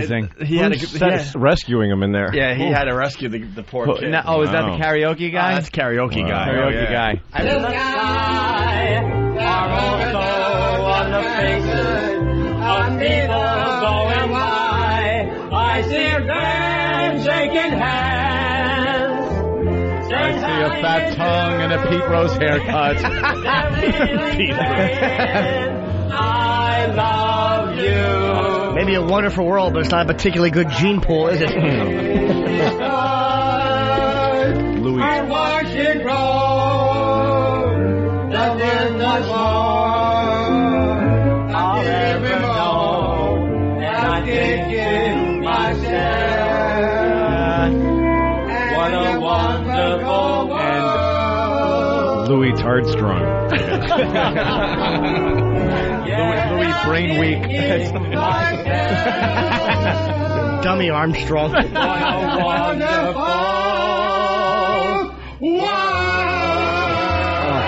tongue thick. Wow, that's terrific. That's retard karaoke. Yeah, where can we catch that?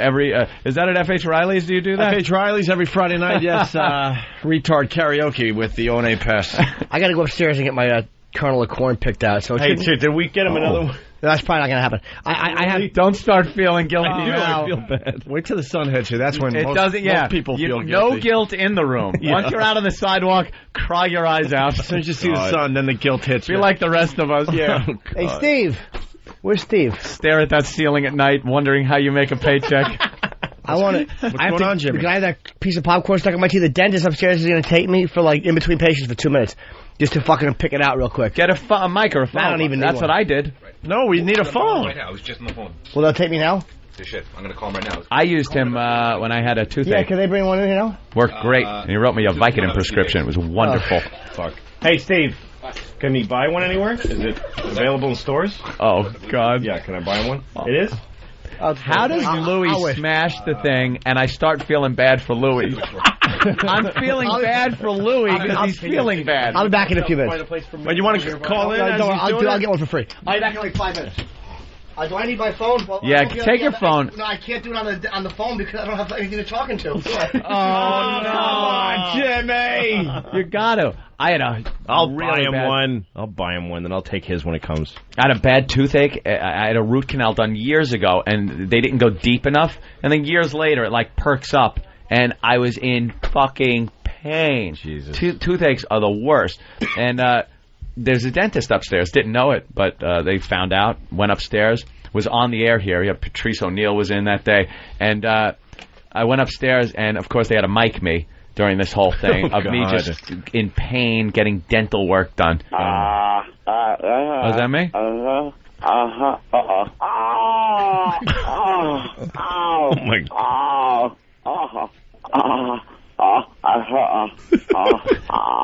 It sounds like you're shitting into your own mouth. It's what it felt like. The show never ends. It's like it was hard. But then he wrote me a prescription for a Vicodin, and I took a few of those and was just like, I think we talked about it. Yeah, Vicodin's good. Where I took the first one, and I had never taken Vicodin before.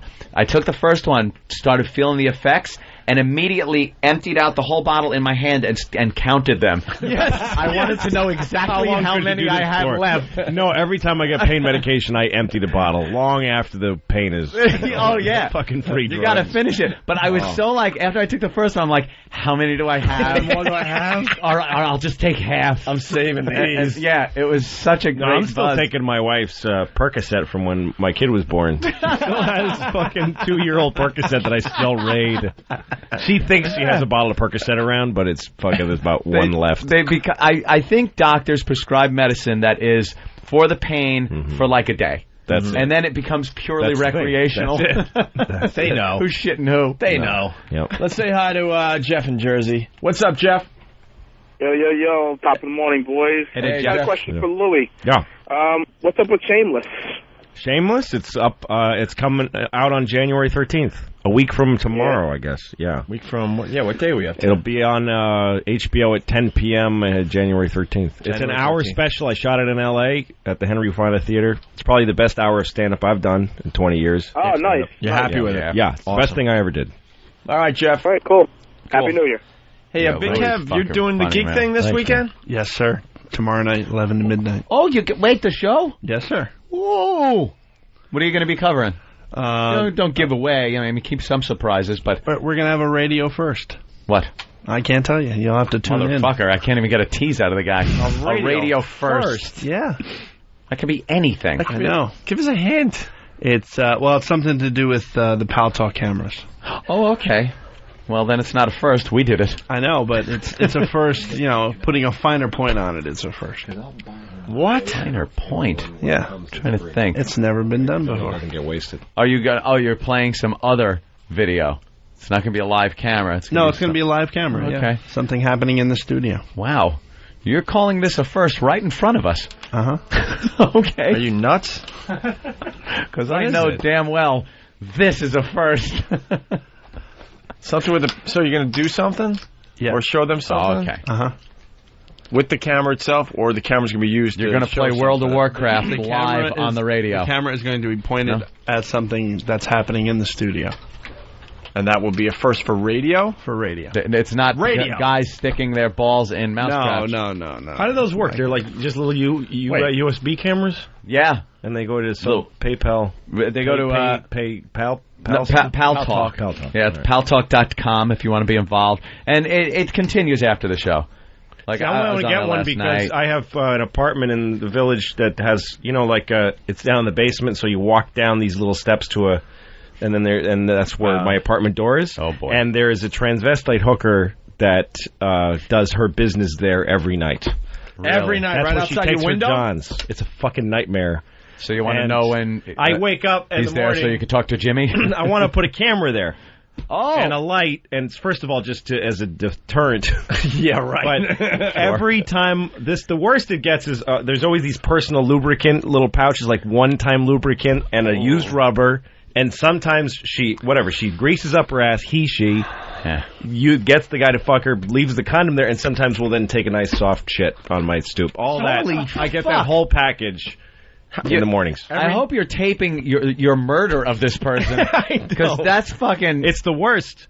No, one time I came home and there she was, and she's giving this guy a hand job, and the guy's back is to me.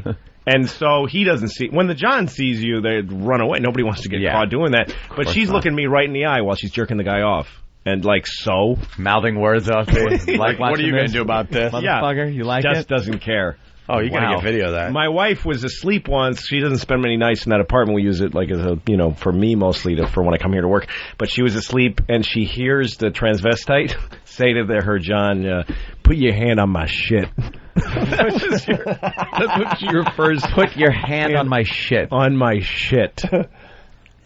Nice. That's wonderful. Yeah. Sam knows. Sam knows the first.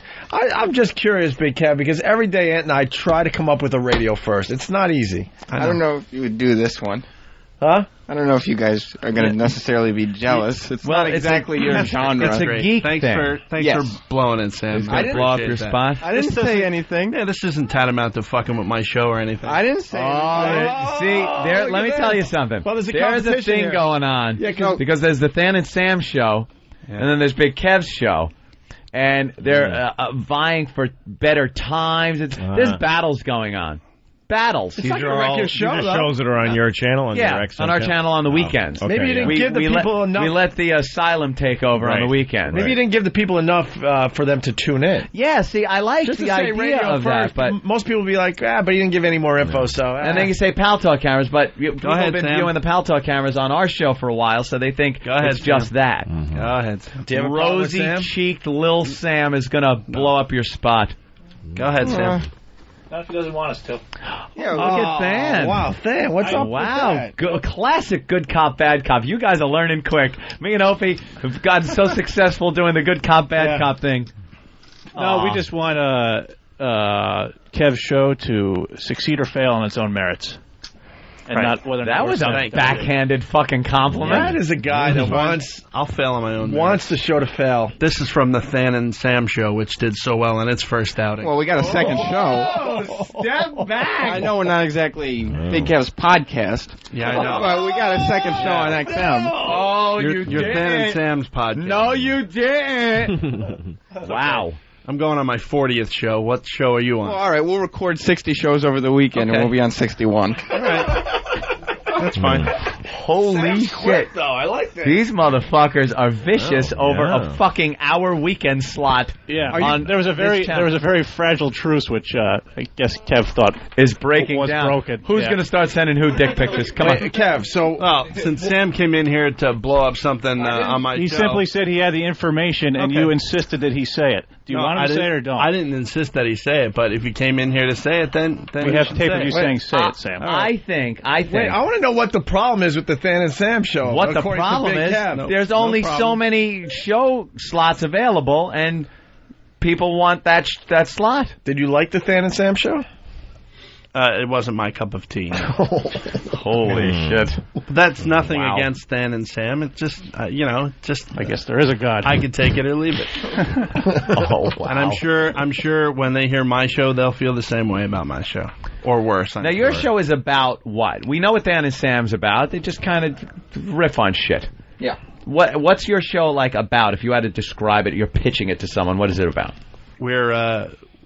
We examine and talk about the entire spectrum of the geek culture. The geek culture, which would involve Star Wars movies, LARPing, science fiction, movies, LARPing, gaming, role-playing games, LARPing, things computer like that. games. All right, now I'm going to be openly honest. Okay. Here, I have been with these guys on their show. I've listened, I've laughed, I've not laughed at certain things, but it's what a show's all about. It's the same thing with our show.